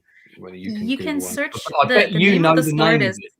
Is Hadafang. So if you were to search Hadafang, you'd find it, but it's a wonky spelling. Can you put the spelling in the private chat for me? Oh, yeah, of course. But I really like her sword. When she first pulls it out, I mean, you see it briefly with the scene with Aragorn. A ranger caught off his guard, and she's kind of doing her posh English for that sequence, which is quite funny. I'd love to know when in the timeline that was filmed. But you don't really see it properly until this scene. This is where you really kind of see it being brandished properly as a weapon. And yeah, it's kind of cool. Now, apparently in the book, this should have been Glorfindel. And Darth prefers it. I mean, there's a lot of characters in the book. There's a lot of characters, especially among the Rohirrim, and there's the two brothers in the Rohirrim. There's so many characters. It doesn't work on a film. The more people you have carrying out heroic deeds, the more you dilute them. Because if we're not invested in it's, let's say we have that person do that scene, and suddenly Frodo's passed over to that character by Arwen, so that bit stays true to the book. But then we haven't really been introduced to this character, so now we need a scene with him, and then it all just doesn't work. I quite prefer this because Arwen, they have woven her much more to the plot than she was before, but they really did need these characters. They needed this to give Aragorn the arc that they were going for and adapting him for the film. Because in some ways in the book, Aragorn's arc is near its ends. He's closer to accepting his role as king. I love Glorfindel. I had a horse that I named Glorfindel. His nickname was Finn. But I had a horse named Glorfindel. I love Glorfindel. I understand and why he's not in the film, because it causes a problem. Is that Glorfindel appears, he saves Frodo, he's at the Council of Elrond. Why doesn't this really powerful elf join the Fellowship? Wouldn't he be a really great asset? There was really no right or way to explain why Glorfindel couldn't join in a way that would make sense on screen storytelling. And so I understand why they decided not to go in that direction. Fair enough. You can buy Hadafang the sword from various places, I see. It's all kinds of people have really kind of, they've really jumped on this Lord of the Rings thing, haven't they? I wonder how many of these. So you can get what? Oh, I've got to be over 18 to I just clicked the wrong thing. Oh no, that rules you out. Yeah, let me refresh that. Yes, I am over 18. Thank you. So no, I don't want to sign up for a mystery gift. Jesus Christ, just let me look at the sword, will you? So one of the things, and I'm assuming this is pretty screen accurate, like the handle and all this work that goes into it is great. So you can get this for £313. I mean, is the that thing the United Cutlery one? Quite a few people have made, and don't worry about it. I'm not planning on getting it because at the end of the day, replica swords, deadly or not, have basically got two functions. One of them is they sit above your fireplace and they look pretty, or they sit in a cabinet. When your friends come round for dinner, you say, "Cool, look at this that I've got." And the second, less desirable option is that you dress up and go yomping around with your sword in your garden, chopping up spiders' webs, and then your neighbour looks out a window and says, "Hello, police. There's someone very strange living next to me, and they're brandishing a blade in their garden." And police turn up, and then you get shot. So that's not good. But this is all the stuff. There you go. It comes with a very nice thing that you light on, presumably. But I imagine that these probably are quite dangerous, and they're not toys. They're not toys. And I will decline the cookies. Thank you very much. Yeah, I mean, but it's a great sword. This wouldn't be my answer if we were doing movies 2 or 3, but in the first one, I always really liked this sword. I thought it was great. And the elven motifs are always wonderful. That intaglio that they've got in the hilt, and just it's very, I suppose you could say, Eastern inspired. It's sort of katana-esque. It's got just a single edge, and it's just the curve to it, and the curve in the hilt as well really emphasizes that sort of Art Nouveau, naturalistic, fluid design aesthetic that goes through all of the elven design principles. It's just wonderful. Yeah. Fenry Fire says Lurtz was the only made-up Peter Jackson character that I liked. From what I recall in the first film, I am talking about the first film only, I think he's the only made-up character, isn't he, in the first film? Named ones, yes, I think so. Yeah. What I remember. Okay, we come on to number 7, which is our unique cultural design element. So, for example, you know, it could be a brooch, like the brooches that are given to the 9, which clasp their cloaks. That's a unique cultural design of the elves, which is given to the Fellowship.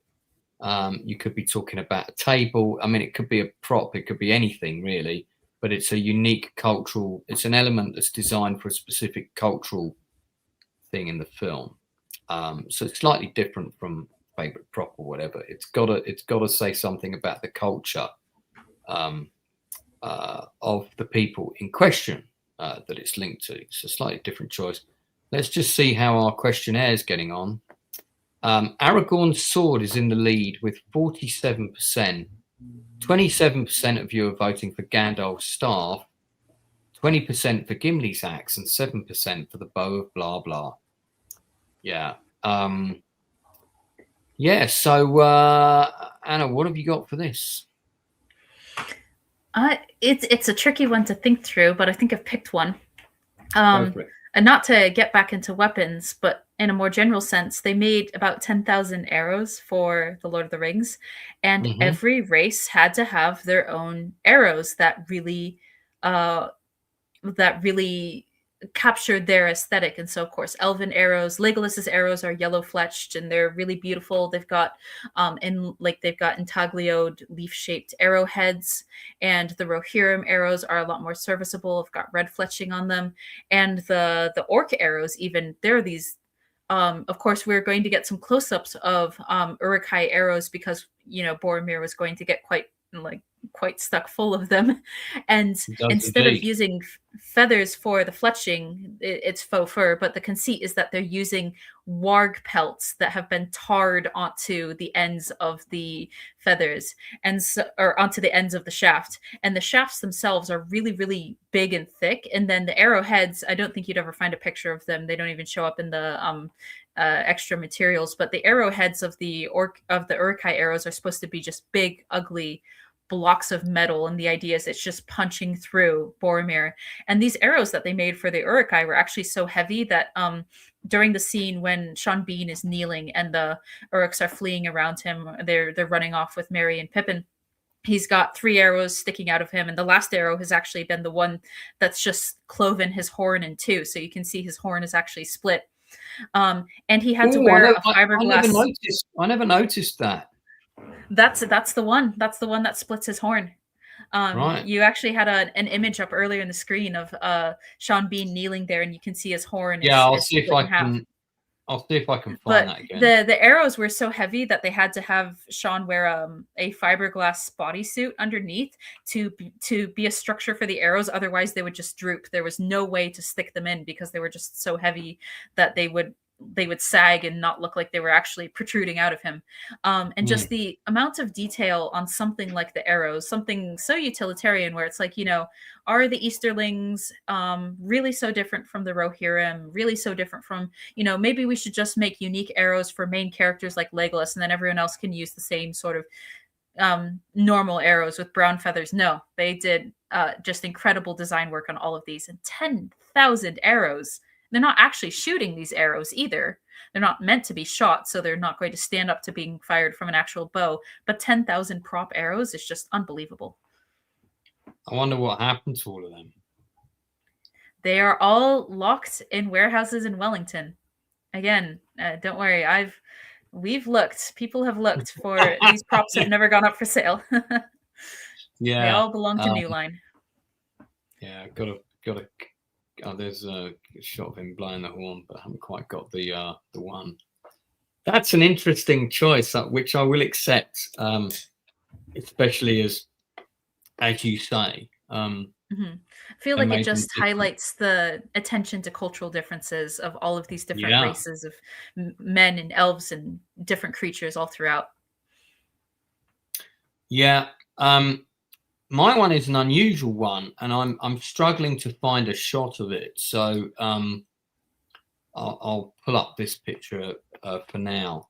and it's actually the design of the bed in the house of Rivendell, where she's like this. She's got towels hanging from her arms. Yeah, I mean, it's hang on, have you got it there? Oh, I haven't got it. I just know. I thought you had some sort of miniature and you were about to hold it up. And, like, oh no, she's just there's a figure of an elven woman who's got her arms spread out, and then they've draped linens over her arms. That's right, and it's sort of, the whole thing is supposed to say this is a place of rest, and you know, you're going to get healed, and I love the aesthetic of it. I think Rivendell probably is one area of the film where I think the effects show their age a little bit. But you tend to overlook that because there's so much to see. And I really, that whole room is full of little nuggets if you look. And there's all this, like the end of the bed has got stuff carved into it as well. And it's just great. And I was thinking, I wonder who ended up with that bed. What a cool bed, you know. Maybe it's in stashed Peter's away. house. It'd be funny if you went to visit Mr. Jackson and you stayed in the guest bedroom, and that's like the bed, and he's got the towels hanging on the arms and stuff. But yeah, I really liked it. I thought it was really, really quite clever. And I mean, we'll talk about it when we do the second film, but there's so much great Rohan stuff, from like the hilts of swords and you know, the way they incorporate horses into absolutely everything. And they do the same here, but it's all about peace and rest and meditation. And you know, you feel like this is sort of some sort of yoga retreat. Yeah. So it's it's kind of fun. On the bed and on the wood in particular, I can tell you just a little bit about the design aesthetic. Of course, they filmed a lot of their exterior Rivendell sets in Kaitoke Regional Park, which is a sort of a nature forest park outside of Wellington, I believe. And you can go there now, and most of those sets have been removed. There's one little pavilion that they've rebuilt that you can go and sit at.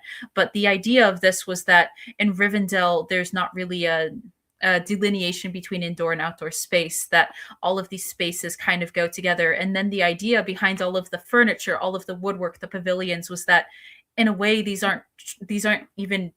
isn't wood that was carved, rather these were trees that were convinced and coaxed to grow this way, or elvish magic whispered to them and made it so that all of the furniture could be this beautiful, sinuous, organic way, because it was all meant to highlight a partnership with nature, somewhat distinct from the partnership with nature that we see among the Lothlorien elves, who actually live in flets. They live in among the trees. And so there it's perhaps even more extreme, the idea that they grow, like they coax the trees to grow the way they want them, and they live within them. But the same design element was here in Rivendell, and it was supposed to look as though it's not exactly carved. It's just been, through elven magic, the trees have just decided to grow like this. That's very interesting. I'm definitely not eating some chips. Yeah, so I mean, I got the picture of it. It's great. You can see all the stuff here. The way that there's you've got the statue element, then you've got the headrest, which has also got its own design. If you look at the blanket as well, that's kind of matching with the aesthetic of the room. And again, you've got these wonderful arches, you know, that frame the window with the sort of intricate work going up the side. The candle holders. And very light wood, to just make it as light and airy a room as you can. Yeah, great stuff. Okay, that brings us to our final topic, which is our favorite makeup element. For Fellowship. I'll go first because I have a feeling your topic may be hair related. Mine is a bit more of a traditional pick. Oh, now I find a great picture of Arwen with the sword. Never mind. Okay, so obviously there's a lot of great prosthetic work with the orcs and the different types of orcs and so on. But I think I really liked the Uruk-hai, and the fact that you've got a mask which then has also for the creature placed on your actor, and then on top of that you're putting on the white makeup that represents the white hand of Saruman, you know, which is no easy task. Particularly for Lurtz, it was very good. I noticed you kind of had your Peter did what you would do on any big movie where you've got 40 of these guys. You would have 10 of them, or what you call your key foreground unit, who would always be in the front of the camera. So if there's a shot of this guy and there's 3 guys behind him, you're going to have your next best 3 guys behind him. So they'd be from your key foreground unit, and then you might have a mid unit, and you'd have background, and the background would be the guys with the helmets on, you know, with some teeth sticking out. And it was great to see all the different versions of that and how they were done and adapted for filmmaking. And then I liked the fact that even these guys, some of them had kind of personalized bits of their armor and stuff. And yeah, and then I like the fact that some of them had dreadlocks and different types of hair. So yeah, the visualizing makeup for the Uruk-hai is my choice. Aaron picks Gimli's makeup. I think I would agree. And also, John Rhys Davies is actually very tall. He's not a short guy. 6 foot something. Yeah, I've had a couple of people work with him. They've had mixed experiences. That's what I'll say. But so I actually met Lawrence McCowray, who plays Lurtz, a few months ago. I met him in September and was able to ask him a question and he related the loveliest little anecdote that I'd never heard that I think you'd be interested to hear. I'm not only am I interested, but I'm afraid I'm going to have to insist that you tell us all immediately.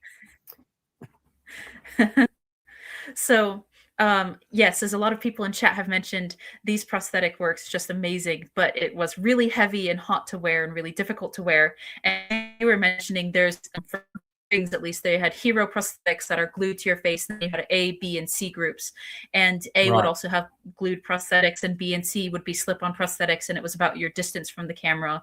And B and C groups might have some machine sewing on their costumes as well as hand sewing, because, you know, not everything can be hand sewn. But in this case, you know, all of the hero Uruks, anyone who didn't have a mask on has got glued prosthetics on so that they can really emote and they can move, but you've got these fake teeth. They have to keep applying makeup to your teeth. You've got contacts. You've got these huge horsehair wigs. It's all imported horsehair that they've made it to dreads. And so Lawrence shared the story. Someone in chat, I think it was Fenrir, mentioned a little while ago about the moment that's quite well known where an actual knife, it was Celeborn's knife, was thrown at Aragorn, and he had to deflect it with his sword. And lots of people are like, hey, a real knife was thrown at him. Like, isn't that wild? And Lawrence is like, yeah, it's true. Can I tell my side of the story on that? I really didn't mean to do it. The idea was he's got this huge prosthetics on, and his kit just said they would sweat so much. There's actually a huge sweat channel that would run down the back of the head of all of the Uruks, because this is summer, and they would pour water down it, trying to keep them cool. They'd run fans up them, and then just the sweat would have to be dried out every single day. They would just sweat so much. And so he's doing the combat scene where they've got, headbutting. He's fighting with Viggo one-on-one for the close-ups. And then they had to do the close-up scene where the knife has been stuck into his thigh. So he pulls it out, he licks it, and he throws it. And that's what they're preparing for. And so before lunch, they're doing a lot of the scenes with the camera somewhat further away. And text, of course, contacts that you could see in. But for this close-up scene, they needed to have hard contacts that really sold that convincing Uruk eye, the Uruk eye look. And so he's like, these contacts were like half of a golf ball, they just adhere onto your eye, and you can't thing. You can kind of see light, dark, and the shapes of trees. But I had the blocking down. He's like, I pull out the knife, I lick it, I fling it, and I didn't know what had happened for a while. And then after that take, Gino Acevedo, he's one of the big Weta guys who worked in prosthetics, and Gino was the handler of Lawrence. He's like, Gino runs up to me and is like, "Oh my gosh, that was amazing! Did you see that?" And he's like, "Sure." And the next day when the days come out, that he flung that knife straight at Vigo, and Vigo had to deflect it. And of course, neither the knife nor the sword were sharpened, but they were steel weapons that had been built for the purpose of this close-up. And Vigo could have been quite hurt had it hit him, but it really wasn't Lawrence's fault that he threw it. It was him doing his absolute best to act and emote through just these heavy prosthetics and these contacts that he couldn't even see out of. Anyway, just amazing shot. And Lawrence, he's such a lovely guy, huge dude, and very handsome even still. And of course, he played the Witch King and Gotham, a number of other roles when they needed just a massive guy to be in a role. And so glad to get to meet him. And he told a sweet little anecdote. So anyway. when's the big day between you? Between me and Lawrence, I believe he's married with grandkids, but never mind. Okay, I thought that might have a happy romantic ending, that story. Well, that brings us to the end nearly, but we've got to hear your pick. Oh, I'll pick one really quick. It's not the one you're thinking. Many of the actors had really subtle facial prosthetics on. Almost everyone had something. And it's pretty well known that Gandalf, Ian McKellen, has quite a large nose, but needed a prosthetic nose because once there's a beard expanding, the volume of your face, your features kind of get lost in it. So he needed to have a prosthetic nose. But my favorite would be Ian Holm, who plays Bilbo, has got he's got these prosthetic pointed ears on, these hobbit ears that are much like a lot of the hobbit ears that everyone else has, except his are beginning to droop with age. And Lance, you will have just seen in the theater, there's the extended scene where his ear twitches because the Sackville Bagginses are approaching. And I guess that's his, unconscious tell. Ian Holm, what a wonderful actor. What a loss. He could actually with his ears, and so they designed the prosthetics. Once he showed that to Peter was like, we've got to get that in a scene somehow. So they designed the prosthetics to wiggle along with him, and then the ear tip that he's got, since Bilbo is an older hobbit, even at this point, this is relatively well preserved Bilbo, but his ear tips are starting to droop with age, and so he's got the ear tip flaps as he wiggles his ear in that scene. And I think just prosthetics that can work with an actor's natural ability to move their face are just a wonderful thing to design. And prosthetics that are, designed specifically for the skills that this person has, where the director goes, we've got to get that in if we can. Yeah. I really like, it's hard to pick favorite scenes and things, but I love the beginning of the extended Fellowship of the Ring, because you've got all of that extra stuff about concerning hobbits, and we just see all the different things that they do, and the guy about to kiss the woman, but then he steals the cake and grabs the muffin. Grabs the muffin, and I just all of that stuff. I really love all that stuff. The stuff with the Sackville Bagginses, which look like they could be Billy Boyd's parents. All of that stuff is great. I met Ian Holm. I met him on the street in Soho. Yeah, it was a brief, just when if they're walking towards me, I see them, I always go, and I don't do that thing where you suddenly can't remember their name, which is fucking so annoying. That's happened to me quite a few times. But on this occasion, I just went, Mr. Holm, you are a fine actor, sir. And I got to say that to Peter Capaldi as well, who was coming out of a tube station where I lived. And that was just before he got cast in Doctor Who, just before. So if I see him again, I will say to him, Peter Capaldi, you might remember that I said you're a fine actor as you came out of Highgate Tube Station, and I'm also going to tell you were a fine Doctor Who, because he was. He just got saddled with some pretty average scripts, I think. But he had some good episodes. He had some good episodes. The dinosaur one was a lot of fun. Anyway, let's not go down that pothole. Oliver Hollingdale is a massive Lord of the Rings fan. He's just made his own fantasy movie. Doesn't have enough castles in it though. It needs more castles. But well, there's going to be more of these, mate. This one just covers the design aspect of the film. So we haven't talked about the acting, cinematography, the combat, or any of the other elements. It's purely been all about the design, the costumes, the production design, the art department, all of that stuff. That's a good one. That's a good one to pick. The audio drama is well worth listening to, the BBC one.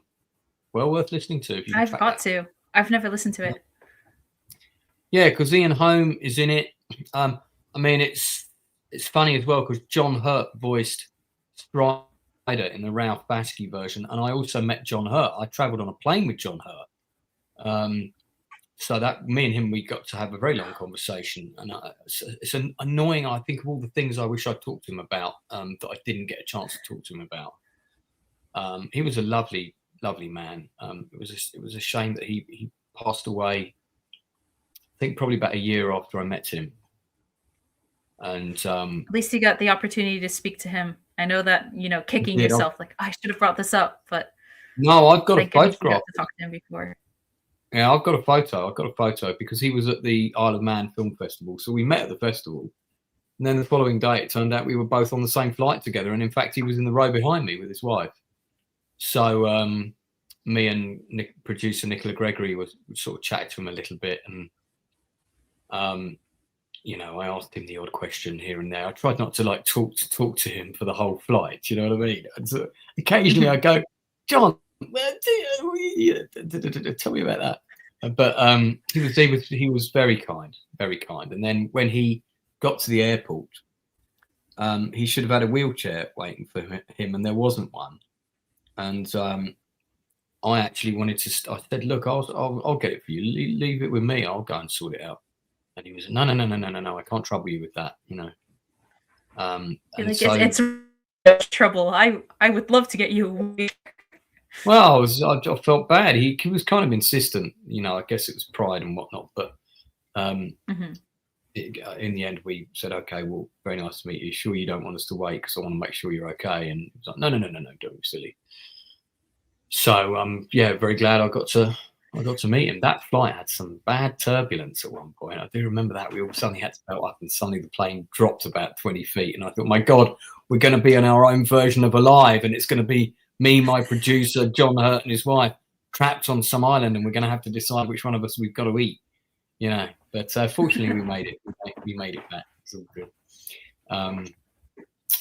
So that is our discussion to the Fat episode about the Fellowship of the Ring, with the focus on our sort of top favourite 8 design elements. I mean, as I said, I saw this at the cinema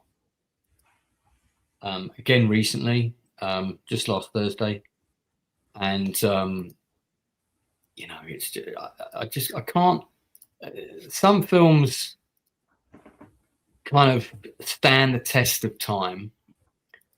What I would say about the Lord of the Rings trilogy is I actually think over time it gets better, because it's so overwhelming when you watch it the first time. It's great, but it's overwhelming because it's an assault on the emotional senses. And I think the reason that the film lands so well is just because of a couple of the basic human messages in it about friendship, about loyalty, the whole thing of not wasting the time that you've got on this earth, because we are all only here for a very short time.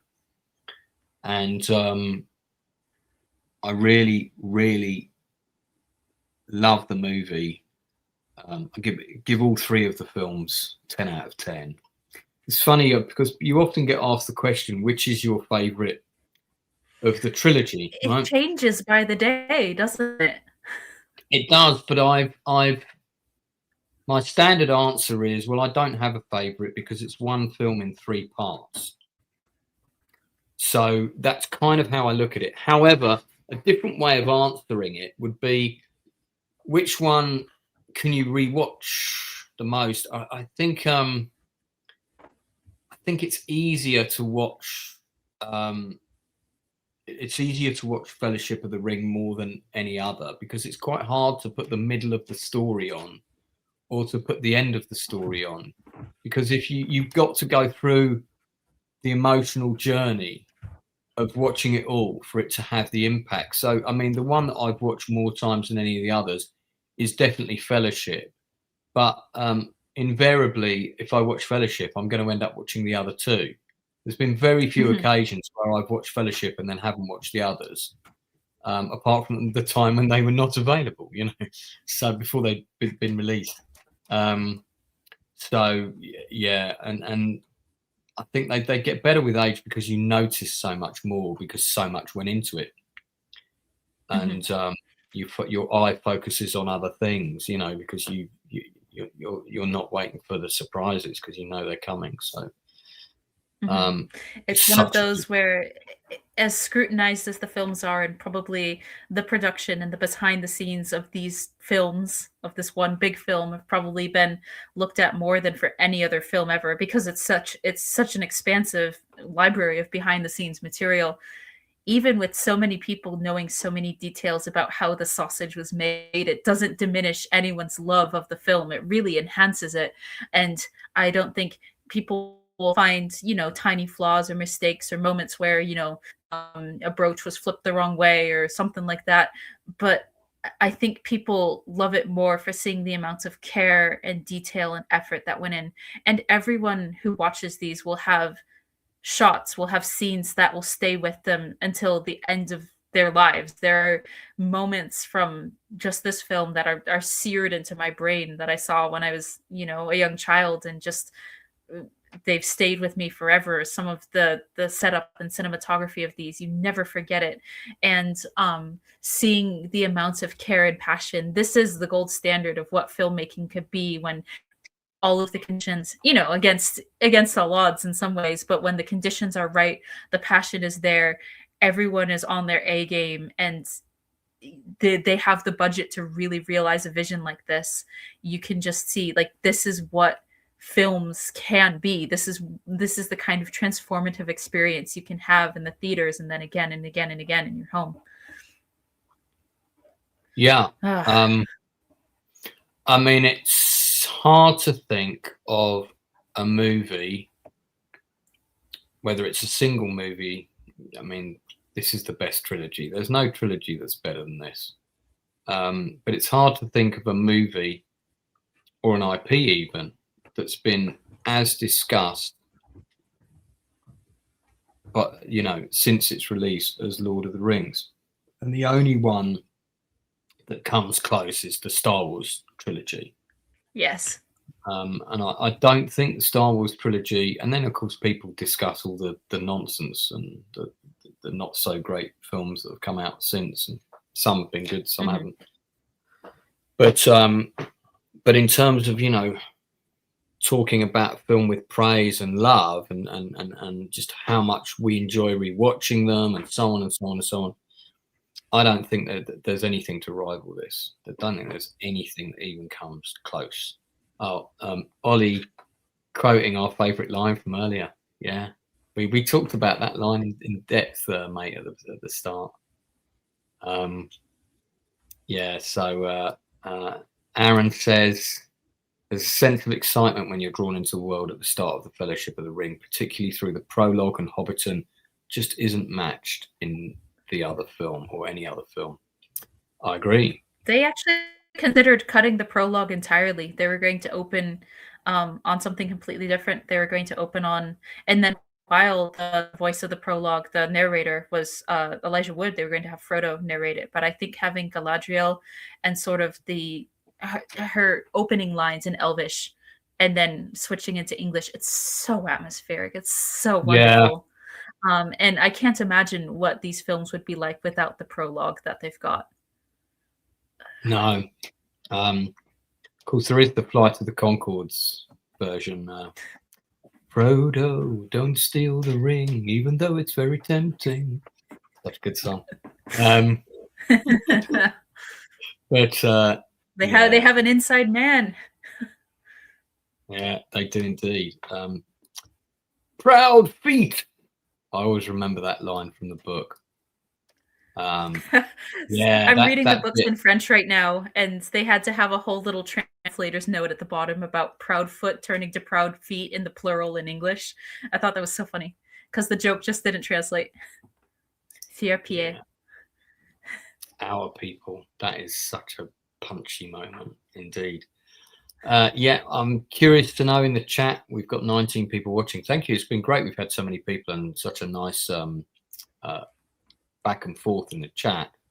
What would you casting my eyes over lovely discussions in chat? Lovely discussions indeed. In the chat, what would you people rate this out of 10? Give me your ratings out of 10 in the chat, please. Pretend we're on the Nielsen ratings, which is my regular show on Tuesday night at 9 o'clock. It's got some new opening titles, so you'll see them on Tuesday. Had a rough version of it the other week, but this is the permanent version is ready to go now. Liberty Bloop 11. Yeah, I had a feeling I might get a few of these. 11 out of 10, 12 out of 10. What about 11 C's? Yeah, afternoon tea. Dinner? Yeah, it's 10. I mean, yeah, 10. See, this is what I mean when I said no other film's been matched.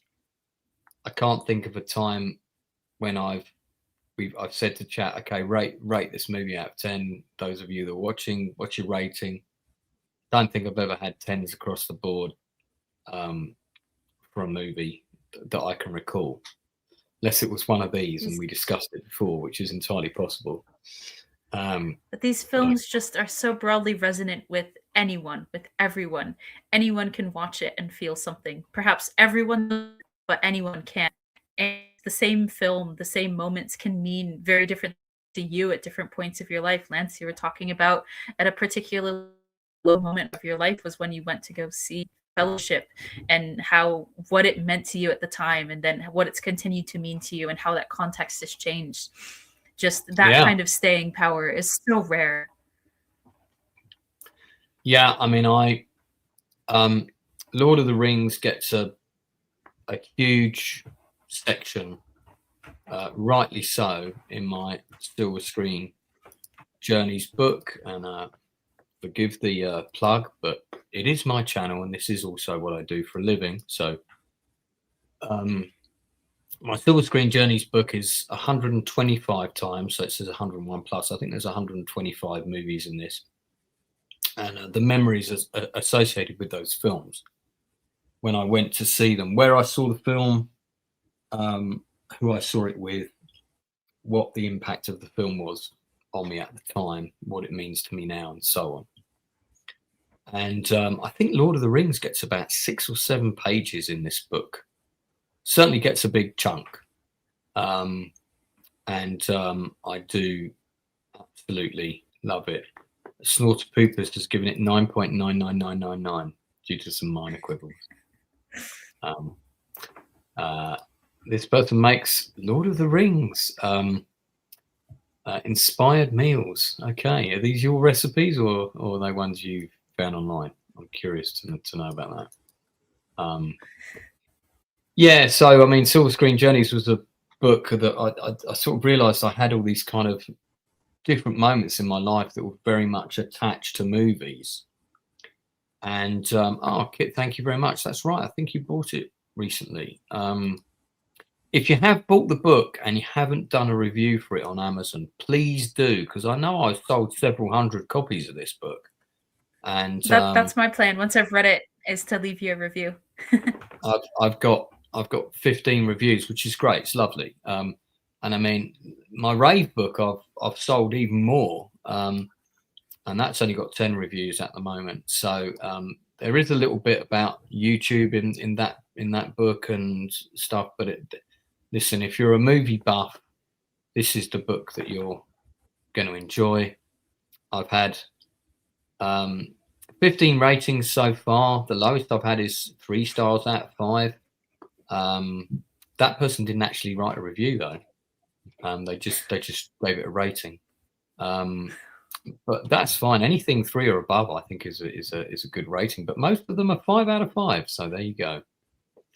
So and Aaron says, who bought his book for me to sign. I watched quite a few movies I hadn't seen because of Silver Screen Journeys. Kit is only as far as Close Encounters of the Third Kind. I can't remember what number movie that is in the book. I'll have a quick look because, funnily enough, I've got a copy of the book right here. I think that is. Let's have a look. Because that's just after Star Wars. Star Wars is in the book as well, of course.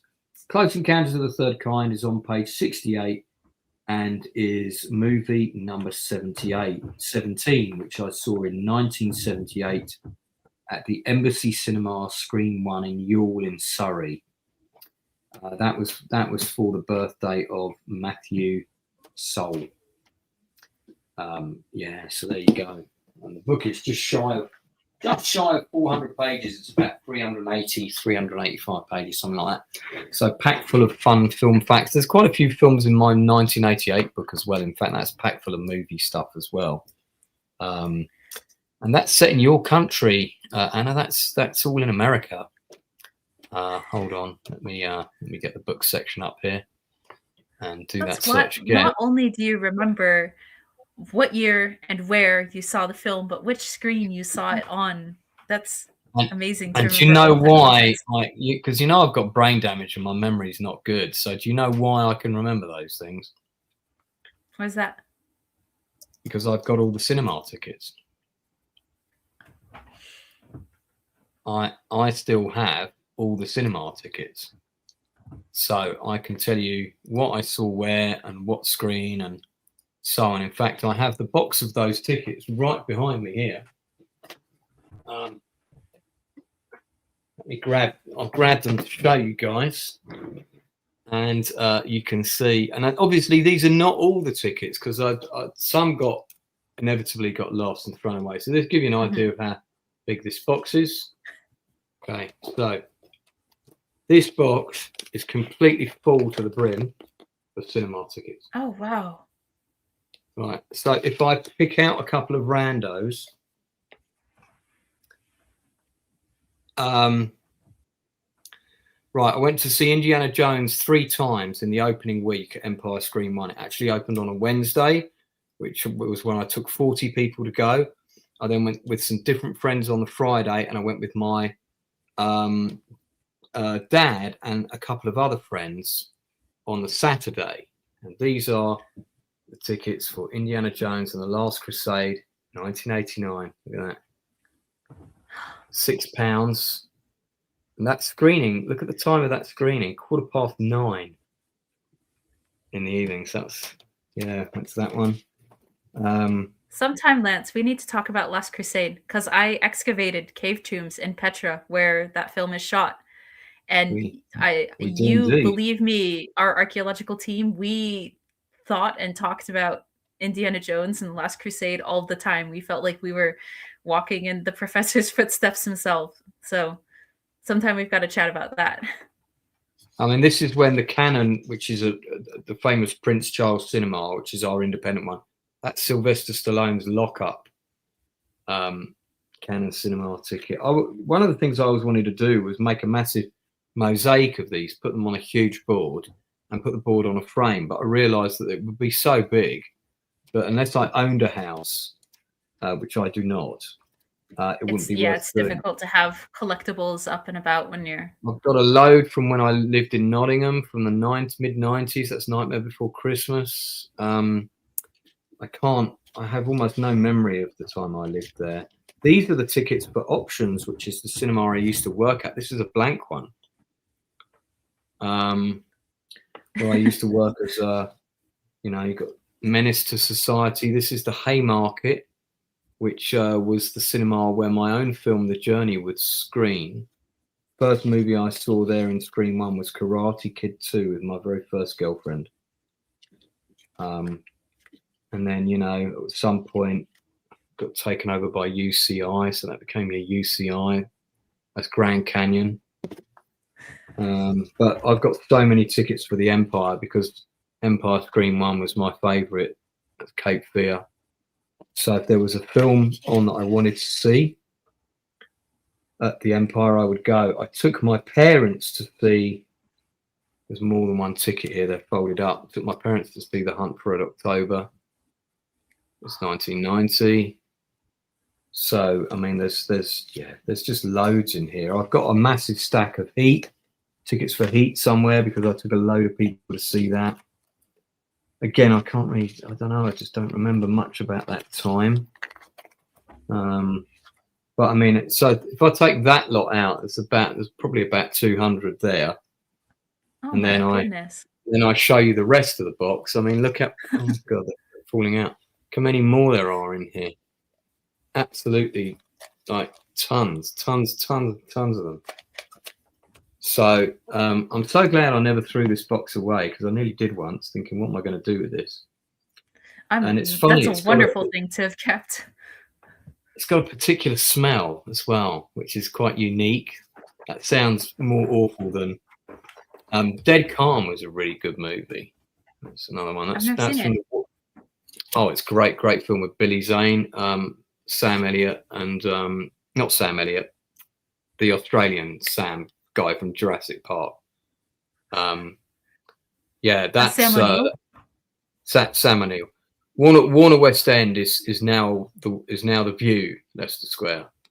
But it's still a nice cinema, and I'm glad it's still there. So like the Odeon West End, so this is Fugitives, which is the first cinema I went to in the West End. I saw, very first movie I saw here was Legend with Tom Cruise. And so then we a bit of an odd one, but a good one, I suppose. Well, because it wasn't on release anywhere else, and I wasn't old enough to go up to town on my own when that came out, but I begged my mum to go and see it, if I could go up and go and see it. And this older friend, Tom, agreed to go with me, and we kind of lied about his age. I think he was like the same age as me, but he was tall. So my mum was like, "Oh yes, he's a nice boy. Okay, you can go." And we went up to see that, and then we came back and we saw Rocky IV at the same one. But that Odeon West End is not there anymore. So that was one of the big cinemas in Leicester Square. It's now a hotel. It's got a cinema underneath it, but it's not the same. And Odeon West End is where I saw all 3 extended versions of Lord of the Rings as well. The only time that they were shown on the big screen all together, and it was the first time that Return of the King was ever shown. And I'm sure I've got the tickets for that somewhere because they were still doing. So they're probably buried in this box. So this is another one I went to see for my birthday. I remember showing these to Gail Ann Hurd on the interview. These are the tickets for the opening night of The Abyss. Yeah, I took a whole load of people, so I got a whole load of tickets. So goes right down. Took a whole load of people for that. That's what I used to do every year. So many tickets are QR codes on your phone. You don't get the material culture of having all of these artifacts anymore. I took 7 friends to go see Fellowship last week, and it was, since I'd bought the tickets and they just paid me back, it was just a QR code on my phone, no more paper. Yeah. 7 patterns in an email or something. That's a leaflet for Alien War, which is occasionally where I would pretend to be a civilian and get dragged out of the lift by an alien. That was a lot of fun. So yeah, there you go. Lance's cinema ticket world. And this was a preview voucher to go and see White Men Can't Jump at the Empire. First time it was ever screened in the UK. Mm-hmm. Got given that as I was coming out of another film. I was told, "Do you want to come back to the cinema tomorrow for free?" Yeah, okay. So yeah, please excuse my wumble-like appearance, but I'm currently in this big baggy thing that's keeping me warm. You've got the Outcast creative hat. I do indeed. So, all right, we're going to start to wrap it up there. I figured this stream would be about 3 hours, and we're just coming up to the 3-hour mark. You have to cut me off though, because I could actually talk about the Lord of the Rings production forever. I wasn't even there. At no point this evening did I feel like I needed to cut you off. So don't even sweat it, because there was no time when that was required. This is entertaining for you guys before we go. So this is my book 1988. So on the back of it, there's a load of pictures of me in 1988 when I was just a teenager. And this is at the summer camp in America where we were all working, and I was teaching kids drama.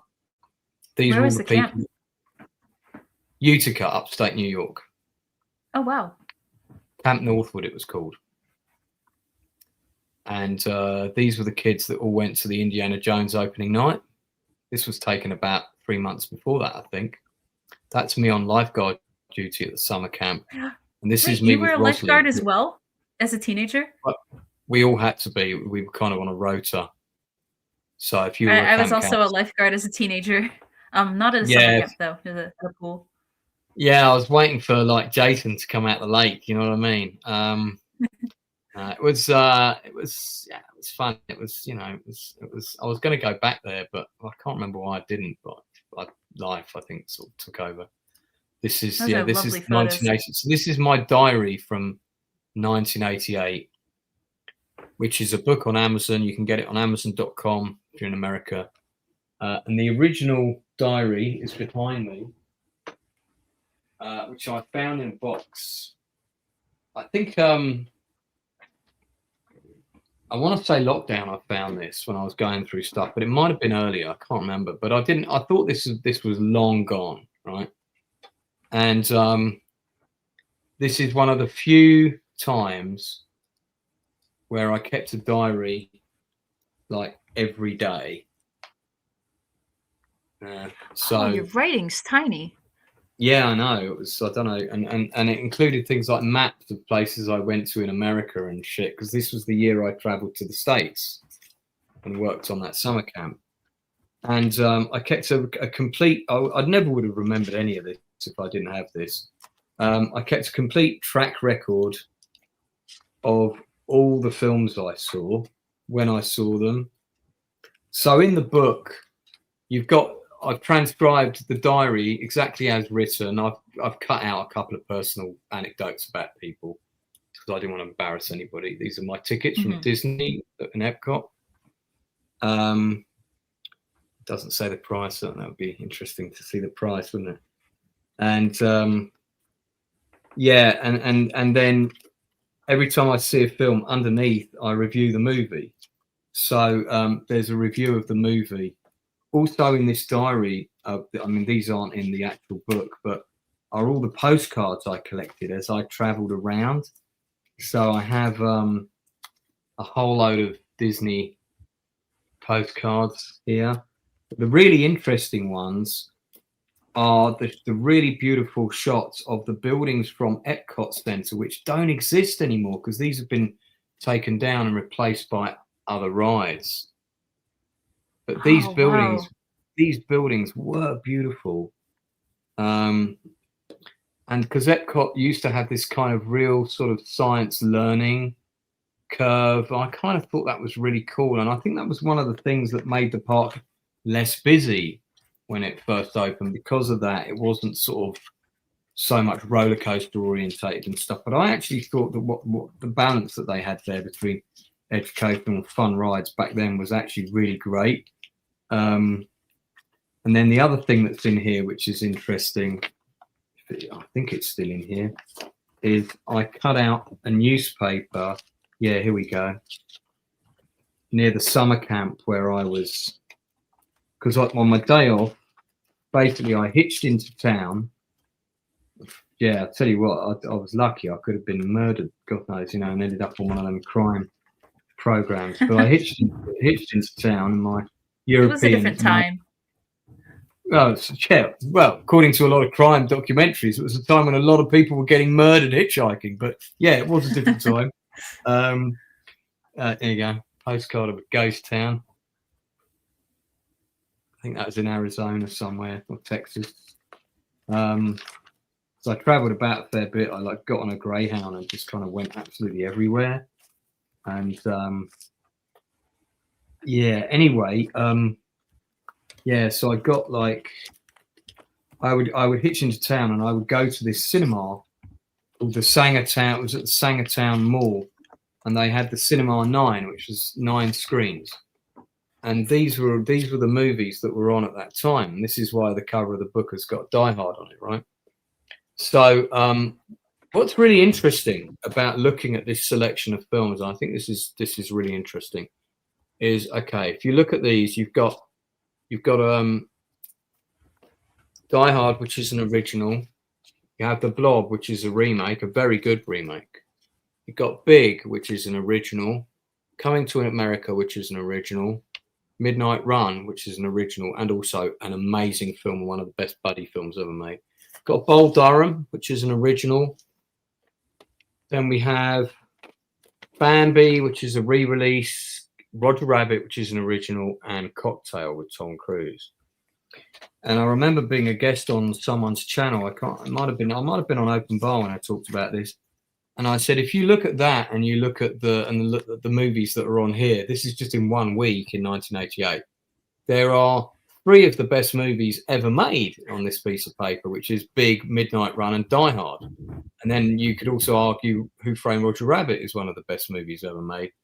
But if you looked at what was on at my movie theater, they've also got 9 screens up the road at the time. Every single film was either a sequel, a remake, or a reboot. This was in the summer of 2024. And there wasn't a single film in the selection that I wanted to go and watch. Not one. And none of them will have that staying power or be as memorable. I don't. What was the last film that you went to see that was like, oh, I definitely want to own a physical copy of that? That tends to be the litmus test for me. It's a film that you want to own because you're going to want to watch it again, and you're going to want to show your kids one day. Not that I'm going down that road at my age. But, I guess 2022, I was working in Japan at the time because I work in Japan a lot. And I went to go see Top Gun Maverick in theaters. And of course, that's a sequel. But it was a really fun time. And they love Tom Cruise over in Japan. And so I was seeing it because I normally go see films. I just see films in Japanese. But this time I was like, it's an American film. I want to see this one in English. And it was 5 weeks after the release. I'd been busy. I was on excavation. I just hadn't had a chance to go see it. And the theater, 5 weeks after its release, which was in May, I think, of that year, was just packed. It was completely packed.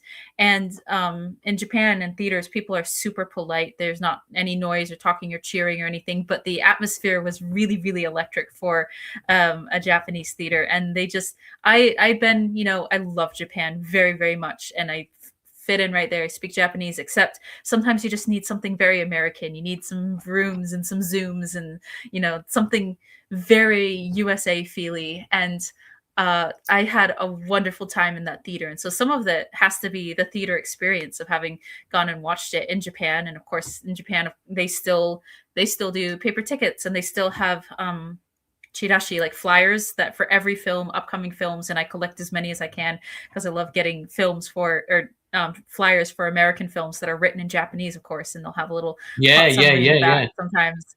So I've got loads of those because Japan still very much loves their physical paper media about things. And so I'd say that was probably the last time I was like, that was such a great theater experience. I want to take friends to go see it.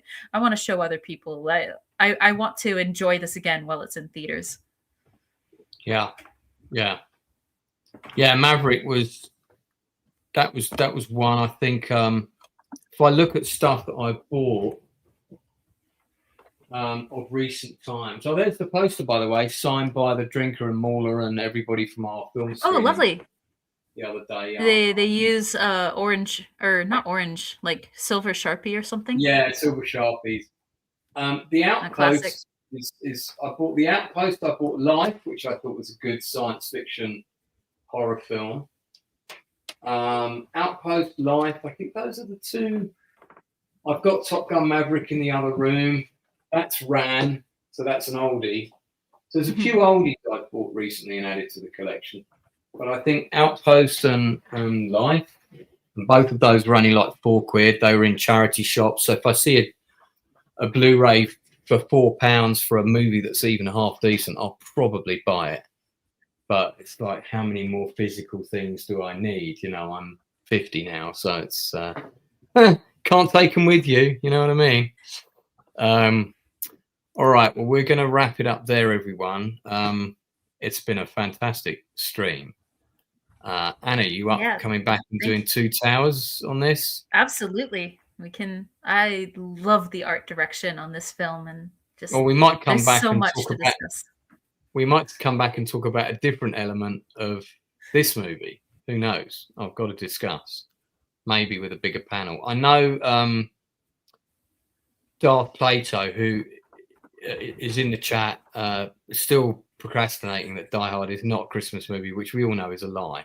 I know he really wanted to come on this, but you're so passionate about particularly the design aspect, which is very much your field.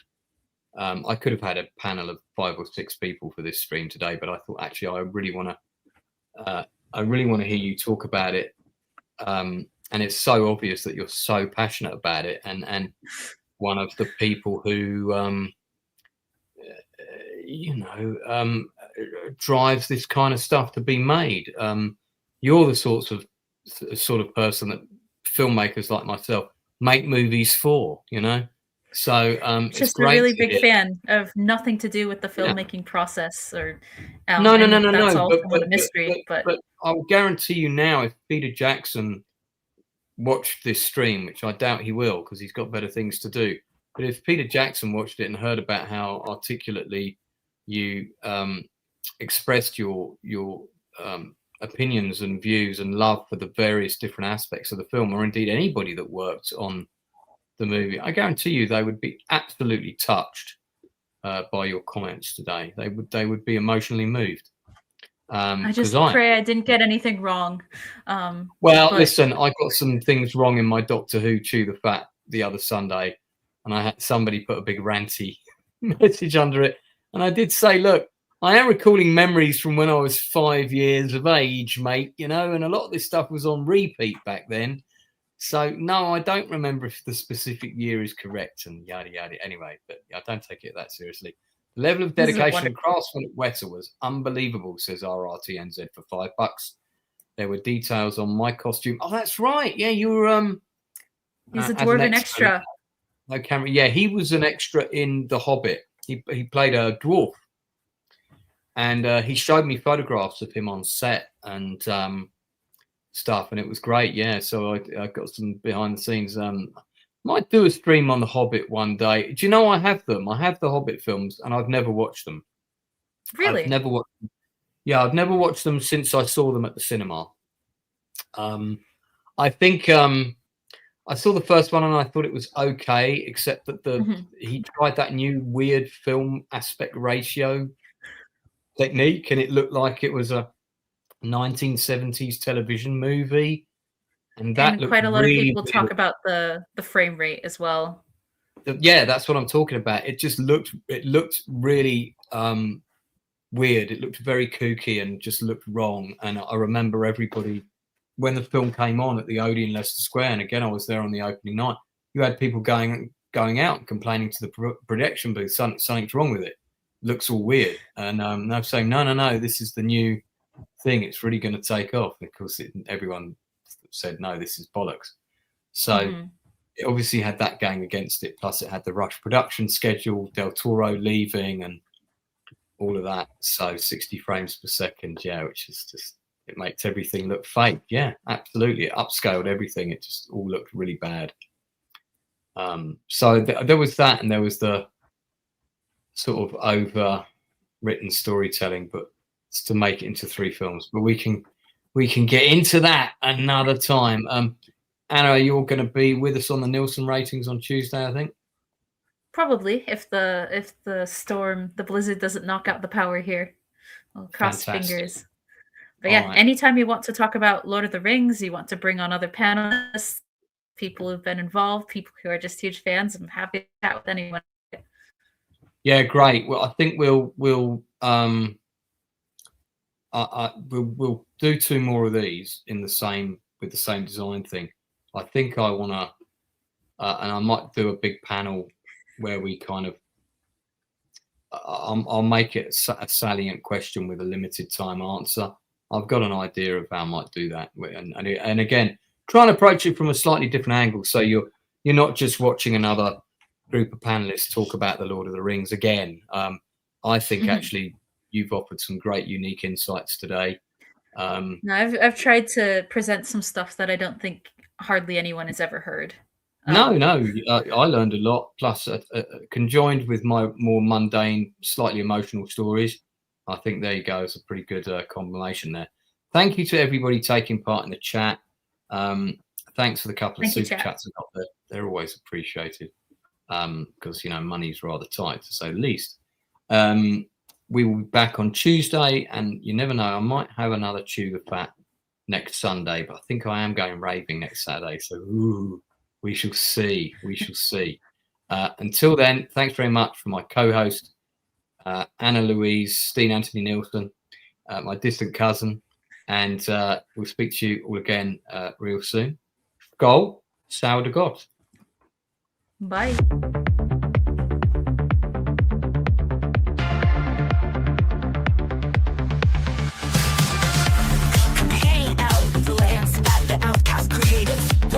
Misfits and dreamers getting innovative. It's film, TV, and theater in the mix. Industry interviews where ideas get their fix. He's creative, we're creative. How about you? Share your passion, join the crew. At Outcast, creative, we're breaking through. Hang with Lance and the Outcast crew. Hang with Lance and the Outcast crew. Interviews with fellow artists on the rise and reviews